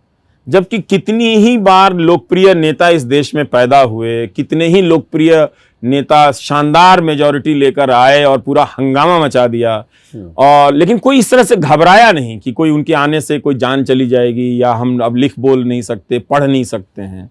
ये तो 14 के बाद ही हुआ ना। 14 के बाद ये भी हुआ कि जैसे स्वभाव से आप ऐसे भी शायद थोड़े एकाकी रहने वाले आदमी हैं। आपने कई बार कहा आप हाँ, अकेले में रहते हैं, आप बहुत ज्यादा पार्टीबाजी या बहुत ज्यादा इधर उधर। मैंने अभी व्हाट्सएप स्टेटस डाला है कि शादी ब्याह जन्मदिन सभा सेमिनार में ना बुलाएं। ना बुलाएं। तो आप इन सब से थोड़ी दूरी पहले भी बनाते रहे, लेकिन ये भी बदलाव हुआ होगा कि एक होता है चुना हुआ एकाकीपन, कि हमने इस एकाकीपन को चुना, एक होता है थोपा हुआ एकाकीपन, कि ऐसी स्थितियां बन जाए कि आपके आसपास के परिवेश के लोग दूसरे नजरिए से आपको देखने लगे और एलियन की तरह या आपको अलग मानने लगे, क्योंकि आप उनकी तरह से नहीं सोच रहे हो जैसे वो सोच रहे हैं, जिनकी सोच में कुछ नफरत है, कुछ कट्टरपंथ है, कुछ कहीं मोदी भक्ति है या अलग अलग आयाम है। उसने भी आपको और एकाकीपन किया और कहीं हताश किया? दोनों ही बातें हैं, दोनों का ही रोल है। एक तो मैं स्वभाव से भी था और कुछ थोपा हुआ भी है कि हर जगह हर समय नहीं जा सकते हैं। जाने से पहले सोचना तो पड़ता ही है कि किस तरह के लोगों से मुलाकात होगी, क्या वो हरकत करेगा। तो और ये बातें स्वाभाविक रूप से भी आती हैं कि कहाँ जाना है, नहीं जाना है। तो बहुत तरह के चेक्स एंड बैलेंसेस होते होते अंत में कि छोड़ो हटाओ, फिर किताब उठाओ पढ़ो। फिर मैं जैसे कहना ये चाह रहा था कि जैसे क्या हुआ, चूंकि आपने कहा ये सब 2014 के बाद हुआ, कि बहुत सारे लोग जो आपके व्हाट्सएप पर, परिवार के लोग, एक्सटेंडेड फैमिली के लोग, रिश्तेदार, जो आपको आप पर गर्व करते होंगे और आपके साथ लगातार। रिश्तेदारों से तो मेरा कभी उतना नज़दीकी संबंध रहा नहीं, क्योंकि मैं बहुत कम दिल्ली आ गया तो फिर ये सब टूट गया फिर बीच में वो। तो लेकिन परिवार के लोग तो मोटा मोटी साथ ही हैं, मतलब ऐसा नहीं है कि उनसे तो काफी सपोर्ट मिला मुझे फैमिली के लोगों से। जैसे बहुत के परिवारों में हुआ, एक्सटेंडेड फैमिली में, खासतौर से माँ बाप भाई बहन में नहीं होता है कि लोगों में ऐसी मोर्चेबंदी और लामबंदी होगी सोच के स्तर पर, विचार के स्तर पर, दूरी बन। एक्सटेंडेड फैमिली में भी हुआ हमारे यहाँ, लेकिन जो कोर फैमिली ग्रुप है उसमें ऐसा नहीं हुआ। सब एक तरह के लोग अभी भी कायम है। हाँ, मतलब उस तरह से वो लोग काफी, मुझे मालूम नहीं वो किसको वोट देते हैं, लेकिन वो मेरे लिए थोड़ा सा थोड़े चिंतित तो रहते ही हैं और साथ भी देते हैं वो लोग। एक आरोप रवीश बहुत सारे लोग जो आपके आलोचक हैं वो भी लगाते हैं। मैं जब 2 दिन से थोड़ा ट्विटर क्या गूगल पर देख रहा था कि डर को आप बहुत ज्यादा चिन्हित करते हो और क्योंकि वो बहुत ज्यादा हो भी गया था ना, और अतिरंजित कर देते हो डर को। नहीं, अतिरंजित नहीं है, कम बताता हूं, तभी तो आपको घटनाएं नहीं बताई मैंने, तभी तो जगह नहीं बताया आपको, जगह का नाम नहीं बताया, कम करके बताता हूं। लेकिन वो डर, जिस डर की बात करता हूं वो इंडिविजुअल कम है। एक डेमोक्रेसी के भीतर एक डर तो आ ही गया था, वो टूटा है थोड़ा, लोग अब बोलते हैं कम से कम। वो डर सत्ता पोषित डर है, उसी का डर है।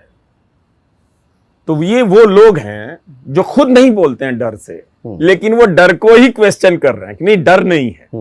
तो अगर आपको डर नहीं है तो आप वॉशिंगटन पोस्ट वाली स्टोरी शेयर कीजिए ना, स्टैन स्वामी वाली स्टोरी शेयर कीजिए।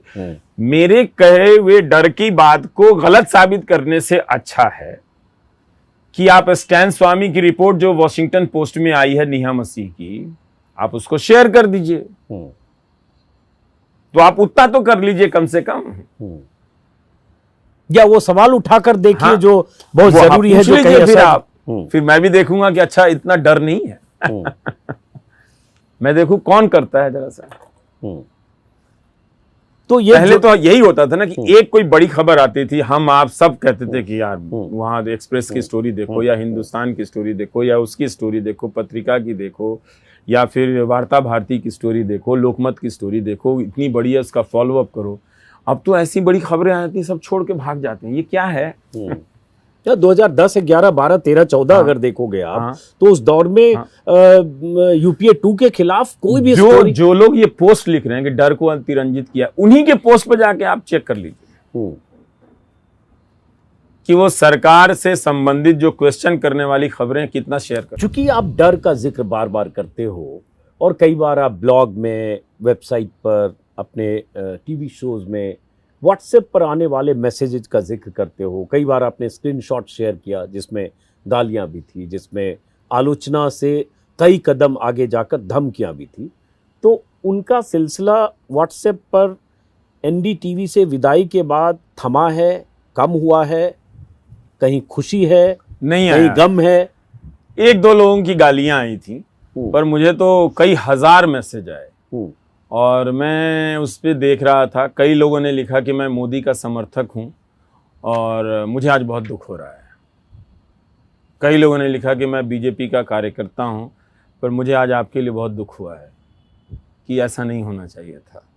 ऐसे बहुत सारे मैसेज आए हैं अजीत जी, चाहने वालों के लिए भी आए हैं, जो मोदी के समर्थक हैं, जो बीजेपी के समर्थक हैं, उन लोगों ने भी लिखा है कि हम आपको मिस करेंगे और ये आपके साथ नहीं होना चाहिए था। तो वो कह नहीं पाएंगे, लेकिन ये बात सच है। आप उनसे कभी निजी बातचीत में पूछ सकते हैं, वो बता देंगे, वो कह देंगे कि हाँ गलत हुआ है। तो ये तो कामयाबी है ना कि इतने 20, 25, 27 सालों का हासिल है कि इतने लोग चाहने वाले हैं। तो कभी जब अकेले होते होगे रवीश, तो अपने पर थोड़ा गर्व भी होता होगा कि हाँ मैंने ये पा लिया। ये नहीं होता है सचमुच, मतलब नहीं, कभी तो होता होगा कि मैंने ये पा लिया। मतलब हम क्या बताएं आपको, देखिए रमन मैक्से से मिला तो मैं आया और काम करने लग गया, तो मैंने उसकी कोई पार्टी भी नहीं दी। और वो फिलीपींस में बहुत सारे तोहफे मिले थे हमें वहां पे, तो वो बैग अभी तक खुला नहीं है, वो बैग बंद ही रह गया क्योंकि वो हम काम करने लगे प्राइम टाइम में और उसकी दूसरी जिंदगी नहीं, तो वो वैसे के वैसा रखा हुआ है। तो और वो अवार्ड माँ भी देखी तो 1 साल के बाद देखी वो, मतलब ऐसा भी नहीं कि कहीं घर में सामने रखा हुआ है या ये है इस तरह से। तो किसी इन सब चीजों का कभी जश्न मनाया नहीं, मतलब ये मैं चाहता हूं, आपको शक होगा पर मैं चाहता हूं कि मान लीजिए नहीं शक नहीं होगा, गर्व और टाइप सारा नहीं होता है। नहीं मैं गर्व नहीं, हाँ। गर्व हो सकता है, उस शब्द को आप बदल सकते हो, लेकिन कई बार आदमी को फील हो सकता है कि हाँ मैंने कुछ अच्छा किया, कितने लोग प्यार मिलता है तो बहुत अच्छा लगता है। हाँ हाँ, वो मैं एकदम आगे बढ़ के समेट लेता हूँ। ये बहुत दुर्लभ चीज है किसी से प्यार मिलना, और कोई मिलता है तो मैं एकदम गले लगा लेता हूँ। मैं खुशी खुशी बहुत सारे लोगों ने मुझे कलम, घड़ियाँ बहुत सारी दी। मतलब मेरे दर्शकों ने मुझे सब चीज़ दिया, मैं इतना बता सकता हूँ। बहुत अच्छे लोग हैं, इसलिए मैं उनको बहुत मिस कर रहा हूँ। तो रवीश कुमार को कि मैं उन्हीं के बारे में सोचता, ऐसा लगता है कि मैं उनसे बात कर रहा हूँ कुछ, ये मैं सोचता रहता हूँ। अचानक उनसे कॉन्वर्सेशन में चला जाता हूँ और कुछ लाइनें ऐसा लगा मैं उनसे बात कर रहा हूँ, मैं टाइप कर रहा हूँ प्राइम टाइम के बारे में और उनसे लिख रहा हूँ। और हमारे दर्शक फिर सर हिला रहे हैं कि हाँ इस तरह से बात है, नहीं नहीं ऐसे मत करो, ऐसे मत करो। हाँ, तो यही पंक्तियाँ सोचना, उसको इमेजिन करना, उसका इन्हीं सब में मैं खो जाता हूँ। मतलब तो ये बताओ रवीश, देखो प्रशंसक मैं भी तुम्हारा हूँ, और कई बार होता है कि आप किसी और संस्थान में होते हैं लेकिन रश्क उससे करते हैं जो आपसे बेहतर कहीं और कर रहा होता है। और मैंने बहुत करीब से रवीश कुमार के ग्रोथ को देखा है, दूर रहकर, बाहर रहकर। रवीश को कई तरह से लोग आकलन या परिभाषित कर सकते हैं, आपके लेखों की वजह से। एक अच्छे ब्लॉगर, जो आपने कस्बा लिखा, आपकी किताब, आपकी लेखनी, प्राइम टाइम, सामाजिक सरोकारों के प्रति कंसर्न, नागरिक अधिकारों के प्रति कंसर्न, लोकतंत्र और लोकतांत्रिक अधिकारों के प्रति कंसर्न, संविधान के दायरे में रहकर नागरिक चेतना को जगाने वाले या जगाए रखने वाले एक पत्रकार के तौर पर, ये बहुत तरह से आपको परिभाषित किया जाता है और करते हैं आपके चाहने वाले, आपके प्रशंसक, आपको अवार्ड देने वाले। रवीश कुमार खुद को कैसे डिफाइन करता है? एक अच्छा लिखने वाला। अगर मैं चाहूँ तो अपने आप को मैं अपने आप को अपने वाक्यों में देखना चाहता हूँ कि वो वहाँ है कि नहीं, जो उसने लिखा है उसमें वो है कि नहीं है। तो मैं अपने लिखे में होना चाहता हूँ, यही मैं हूँ। और बाकी जो जीवन की असुरक्षाएं हैं, चिंताएं हैं, बेचैनियां हैं वो अपनी जगह पे रहती हैं। उस रवीश को कुछ अच्छे दोस्त हैं जो दिन रात देखते हैं, और इस देश में भी हैं, इस देश से बाहर भी हैं, जो बहुत संभालते हैं। और फिर वो इसी तरह की कोई किताब बढ़ा देते हैं, कोई कहानियाँ बढ़ा देते हैं, तो मेरा दिन इसमें गुजर जाता है। लेकिन इसके बाद मैं थोड़ा चाहता हूँ कि जो वक्त मैंने परिवार को नहीं दिया, वो अब मैं उस असंतुलन को दूर करूं, थोड़ा घर के काम भी करूं और उस घर में थोड़ा सा शामिल होना सीखूं। क्योंकि तालाबंदी के बाद जब हम घर में रहने लगे तब पता चला कि हम इस घर में कितना नहीं रहते थे। उस दिन से एहसास ये थोड़ा ज़्यादा हो गया, लेकिन तब भी प्राइम टाइम के कारण अब वक्त नहीं मिला। तो मैं ऐसा कुछ ज़रूर करना चाहूँगा कि कुछ फैमिली के लिए मैं वक्त रखूँ, थोड़ा धीरे चलूँ और थोड़ा सोचूं, थोड़ा लिखूं और लोगों को ये महसूस करने दूं कि अब रवीश नहीं है प्राइम टाइम में, और उनकी आदतों का जो हिस्सा है वो भी उस आदत से दूर जाएं, मुझसे दूर जाएं। इसलिए आप देखेंगे कि अगर मैं लोकप्रियतावादी होता तो 3 मिलियन पे मैं 4 और वीडियो बनाता, पर आपने देखा कि मैंने कोई वीडियो नहीं बनाया। कई लोगों ने कहा कि ये पीक चला जाएगा, तुम्हारा मोमेंट है ना, लेकिन मैं चुपचाप मुस्कुराता रहा कि जो जा रहा है उसको मैं रोक नहीं सकता, जाने दो। जो आ रहा है उससे भी मैं नहीं रोक सकता, तो आने दो, मैं गले लगा लूँगा। ये जीवन है, इसको आते जाते के बीच में हमें देखना चाहिए। और ज़रूर हम गुस्से में कई बार तन के बोल देते हैं, वो मैं भी बोल देता हूँ, इसी इंटरव्यू में कई बार बोला होगा, लेकिन याद दिलाते रहना चाहिए कि थोड़ा विनम्र होके, थोड़ा झुक के चलो, सीना तान के चलो, लेकिन इतना भी मत तानो कि कुर्ता फट जाए और वो सारा झूठ निकले कि इतना इंच का सीना है और इतना इंच का सीना है। तो नॉर्मल आदमी की तरह रहना सीखना बहुत ज़रूरी है, कि बहुत ज़्यादा माध्यमों का हस्तक्षेप हमारे जीवन में हो गया है। तो ये सब अगर हम कर पाएँ तो लगेगा कि ठीक है, अच्छी बात है, कर पाए। अगर नहीं तो आजीविका चलाने के लिए मुझे मालूम नहीं कैसे दिन देखने पड़ेंगे। अगर दिन रात काम करना पड़ा तो करेंगे, फिर क्या करें, दुनिया करती है, हम भी करेंगे। हर आदमी अपने भविष्य को लेकर कुछ खाका, कुछ तयशुदा ढंग से, कुछ अचानक, कुछ भविष्य को लेकर कुछ तस्वीर सोचता है। ये एक्सटेंडेड उसी का सवाल है, थोड़ा कुछ और निकले। रवीश कुमार अपने को कैसे याद किया जाना चाहते हैं कि मुझे कैसे याद किया जाए? बहुत मुश्किल है। अगर आपने पूछ ही लिया है तो इस सवाल का कुछ ना कुछ जवाब देना ही पड़ेगा। मैं चाहता हूं कि जो मैंने मेहनत की है लोग उसके भीतर झांक कर देखें। जो बाहर जो आलोचनाएं कर रहे हैं, मैं चाहता हूं कि वो एक एक एपिसोड निकाल कर देखें, फिर उसकी बात करें, फिर वो देखें कि उसमें क्या कहा गया है, कैसे कहा गया है। उतना कोई करेगा नहीं, इतना किसी के पास धीरज है नहीं। तो ठीक है, कोई किसी मेरे व्यवहार को लेकर खिन्नता जाहिर करेगा, कोई किसी मेरे कुछ लिखे हुए यहाँ वहाँ या अधूरेपन को लेकर खिन्नता जाहिर करेगा, तो चलता रहेगा। पर बहुत मुश्किल है मुझे याद करना। मुझे याद करने के लिए, अगर आप ठीक से याद करना चाहते हैं, बहुत मेहनत करनी पड़ेगी। वो कोई करना नहीं चाहेगा, तो इसलिए मैं चाहूँगा कि आप मुझे भूल ही जाएं। वो ठीक है। रवीश कुमार को आखिरी बार बहुत खुशी कब मिली? वो सब पारिवारिक है, प्रोफेशनल भी हैं। जैसे ये फिल्म ही रिलीज हुई, हमें समझ में नहीं आया कि मैं बहुत खुश हूँ कि क्या हूँ। बहुत उदास हो गया, फिर बहुत चुप भी हो गया, बोला भी कुछ नहीं, क्योंकि फिल्म मेकर से मेरा रिश्ता दूसरा है। तो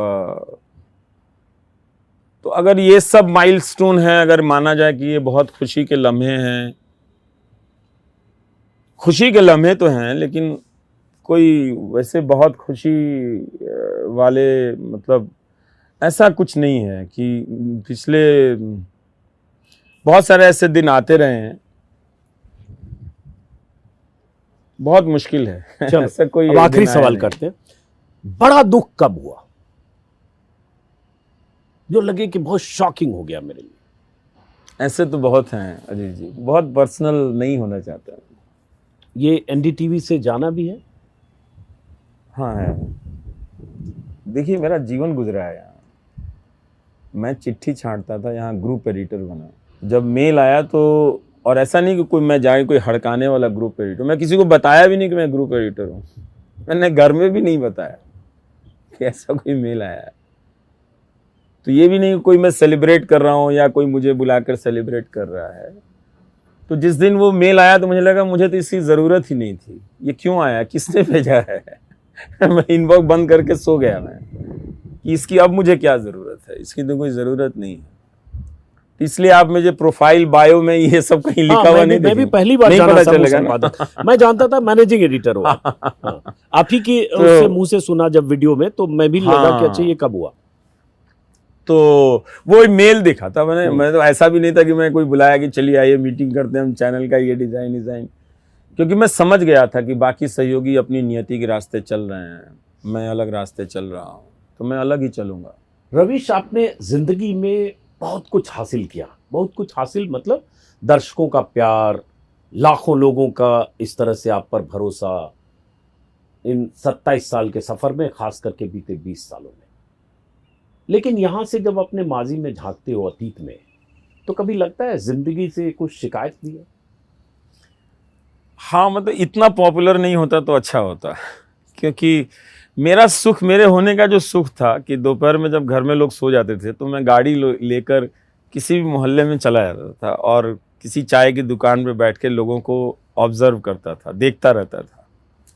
तो जब से लोग मुझे देखने लगे, वो देखना बंद हो गया। तो मुझे लगता था कि वो बहुत बड़ी कीमत मैंने चुका दी। उससे मेरे अंदर हर दिन कुछ नया आता था, कुछ नया लिखना, बोलना, नए शब्द आते थे, बहुत मज़ा आता था। उसका सुख बहुत अलग है। मतलब एक तस्वीर ही लगाता था, लगता था कि वो मैं अकेले कहीं गया हूँ, शाहदरा में भटक रहा हूँ, और ऐसे ही गाड़ी लगा के किसी मोहल्ले की तरफ देख के मैं पैदल चलता रहता था, देखता रहता था। तो वो सब चीज़ें तो अब नहीं कर सकते हैं। शायद कुछ दिनों में जब लोग मुझे भूल जाएंगे तो मैं फिर से कर सकता हूँ। और लेकिन मेरा मन बहुत करता है कि कहीं जाएं और देर तक बैठे रहें, लोगों से ट्रेन में चलते रहें, और मैं लोगों की कहानियाँ सुनूं और उनकी कहानियाँ लिख दूं, और उनको पता ना चले कि मेरे बगल में कोई रवीश कुमार लेटा हुआ था। और यह सफर कर रहा था। लोग मुझसे बहुत खुल के बात करते हैं, ये तो है, देखते ही पूरा घर का सारा सामान खोल देते हैं कि लीजिए ये देखिए। बहुत अच्छा लगता है कि कितना ट्रस्ट है लोगों का मेरे ऊपर। वो सब कुछ दिखाते हैं, अपना बैंक बैलेंस बताने लग जाएंगे, कभी कुछ बताने लग जाएंगे, फिर घर के झगड़े बताने लग जाते हैं। बड़ा अलग तरीके का संबंध बना दर्शकों के साथ। इसलिए मैंने वो वीडियो उन दर्शकों के लिए बनाया कि मैं आपकी वजह से, ये सिर्फ कहने की बात नहीं थी, कोई विनम्रता में प्रकट किया गया आभार नहीं था, ये उस प्रोसेस का सबसे बड़ा हिस्सा था कि मुझे सिर्फ और सिर्फ दर्शकों ने बनाया है, और मैं ये क्रेडिट मैं किसी के साथ शेयर नहीं कर सकता। ये केवल और केवल दर्शकों का है, बाकी दूसरी सारी चीजें उसमें सहायक हैं। मुख्य भूमिका मेरे दर्शकों की है मुझे बनाने में, और ये विनम्रता की बात नहीं है। वो अगर नहीं होते तो मेरे जैसे लोगों को से छुटकारा पाना बहुत आसान हो जाता। वो हैं, इसलिए मुझसे छुटकारा पाने के लिए हजारों करोड़ की डील करनी पड़ती है। दर्शक हैं इसलिए। हाँ, इसलिए मुझे बनाया उन्होंने, मुझे टिका कर रखा उन्होंने। आखिरी सवाल, अपनी जिंदगी में जो जिंदगी जी चुके आप या जो बीत चुकी, उसमें से कुछ चीज बदलने का स्कोप होता आपके पास, काल्पनिक सवाल है, हाँ, तो क्या आप बदल देते? मैं कुछ बदलता अपनी निजी जिंदगी में। मैं थोड़ा काम और जीवन का बेहतर संयोजन करता, थोड़ा खाना बनाना सीखता, बच्चों को बनाकर खिलाता, पत्नी के काम में मैं मदद करता, जो मैं नहीं कर सका जिसकी वजह से उन पर ज़्यादा बोझ आया। ये सब अच्छी बातें नहीं हैं। ये इस तरह का बहीखाता किसी की ज़िंदगी में नहीं होना चाहिए। पर अब मैं उसकी भरपाई करने की कोशिश करूँगा। मुझे लगता है कि अभी भी मेरे पास वक्त है, हालांकि बहुत बड़ा वक्त जा चुका है, पर अगर हम कर पाएँ तो मुझे बहुत संतोष होगा। और अगर मैं यही अपने अतीत की ज़िंदगी में थोड़ा बदलना चाहता हूँ कि काश मेरे पास कुछ वक्त है, मैं फैमिली के साथ बैठा हुआ हूँ, मैं कुछ खा रहा हूँ, उनको बनाकर खिला रहा हूँ, जिससे आप लोगों को बनाते देखता हूँ तो मुझे बहुत रश्क होता है कि काश मुझे ये आता। लेकिन जब तक मैं ये सब सीखता तब तक मेरी भूमिका कहीं और लिख दी गई थी और मैं वो निभाने चला गया। तो मैं वो लौट कर फिर वो जीना चाहता हूँ अगर मुझे मौका मिला तो। इसलिए मैं पेंशन की बात कर रहा था। चलिए, बहुत बहुत शुक्रिया रवीश, बहुत अच्छा लगा, बहुत अच्छा लगा आपसे बात करके जी। और मैंने कोशिश की कि अलग अलग पहलुओं पर भी बात करें। बहुत सारे व्यक्तिगत सवालों से रवीश बचते हैं और मैं इसकी रिस्पेक्ट भी करता हूं, लेकिन फिलहाल बिना किसी क्लोजिंग रिमार्क के दर्शकों पर छोड़ता हूं। आप देखिए, समझिए उस शख्स को जिसको आप 20 सालों से सराहते और प्यार करते रहें। और इन्होंने तो नहीं कहा, इनकी मोडेस्टी है, लेकिन मैं आज फिर कह रहा हूँ जो मैंने पहले कहा कि इस वीडियो को देखते वक्त रवीश कुमार ऑफिशियल के नाम से जो इनका यूट्यूब है उसको सब्सक्राइब कीजिए। पेज आपने फेसबुक का नया बनाया रवीश? नहीं, वही है, रवीश का पेज है। पहले से पेज है रवीश का पेज? हाँ, रवीश का पेज इनका फेसबुक पेज है, उसको फॉलो करें, लाइक करें। और अब चूंकि एनडीटीवी में नहीं है, प्राइम टाइम का डेड एंड है, तो यहाँ से एक नए रवीश को शायद हम देख पाएंगे। अभी तो हमने दो संदेश देखा है, तो देख ही पाएंगे। तो अभी बहुत वक्त है। फिलहाल आप सबको नमस्कार। आप भी इस इंटरव्यू को देखिए और अपनी प्रतिक्रियाएं अजीत जी के यूट्यूब चैनल पर ज़रूर लिखिए। आप देख भी रहे हैं, बहुत अच्छा है कि ये एक वक्त है कि आप सब आगे आएं। और जिस तरह से पैसा, ताकत, सब कुछ न्यूज़ चैनलों के साथ खड़ा हुआ है और वो एक हथियार बना है आपकी आवाज़ को दबाने का, आप उसके विरोध में खड़े हों। बहुत आसान तरीका है, गोदी मीडिया देखना छोड़ दीजिए, यूट्यूब चैनल देखिए। शुक्रिया, नमस्कार।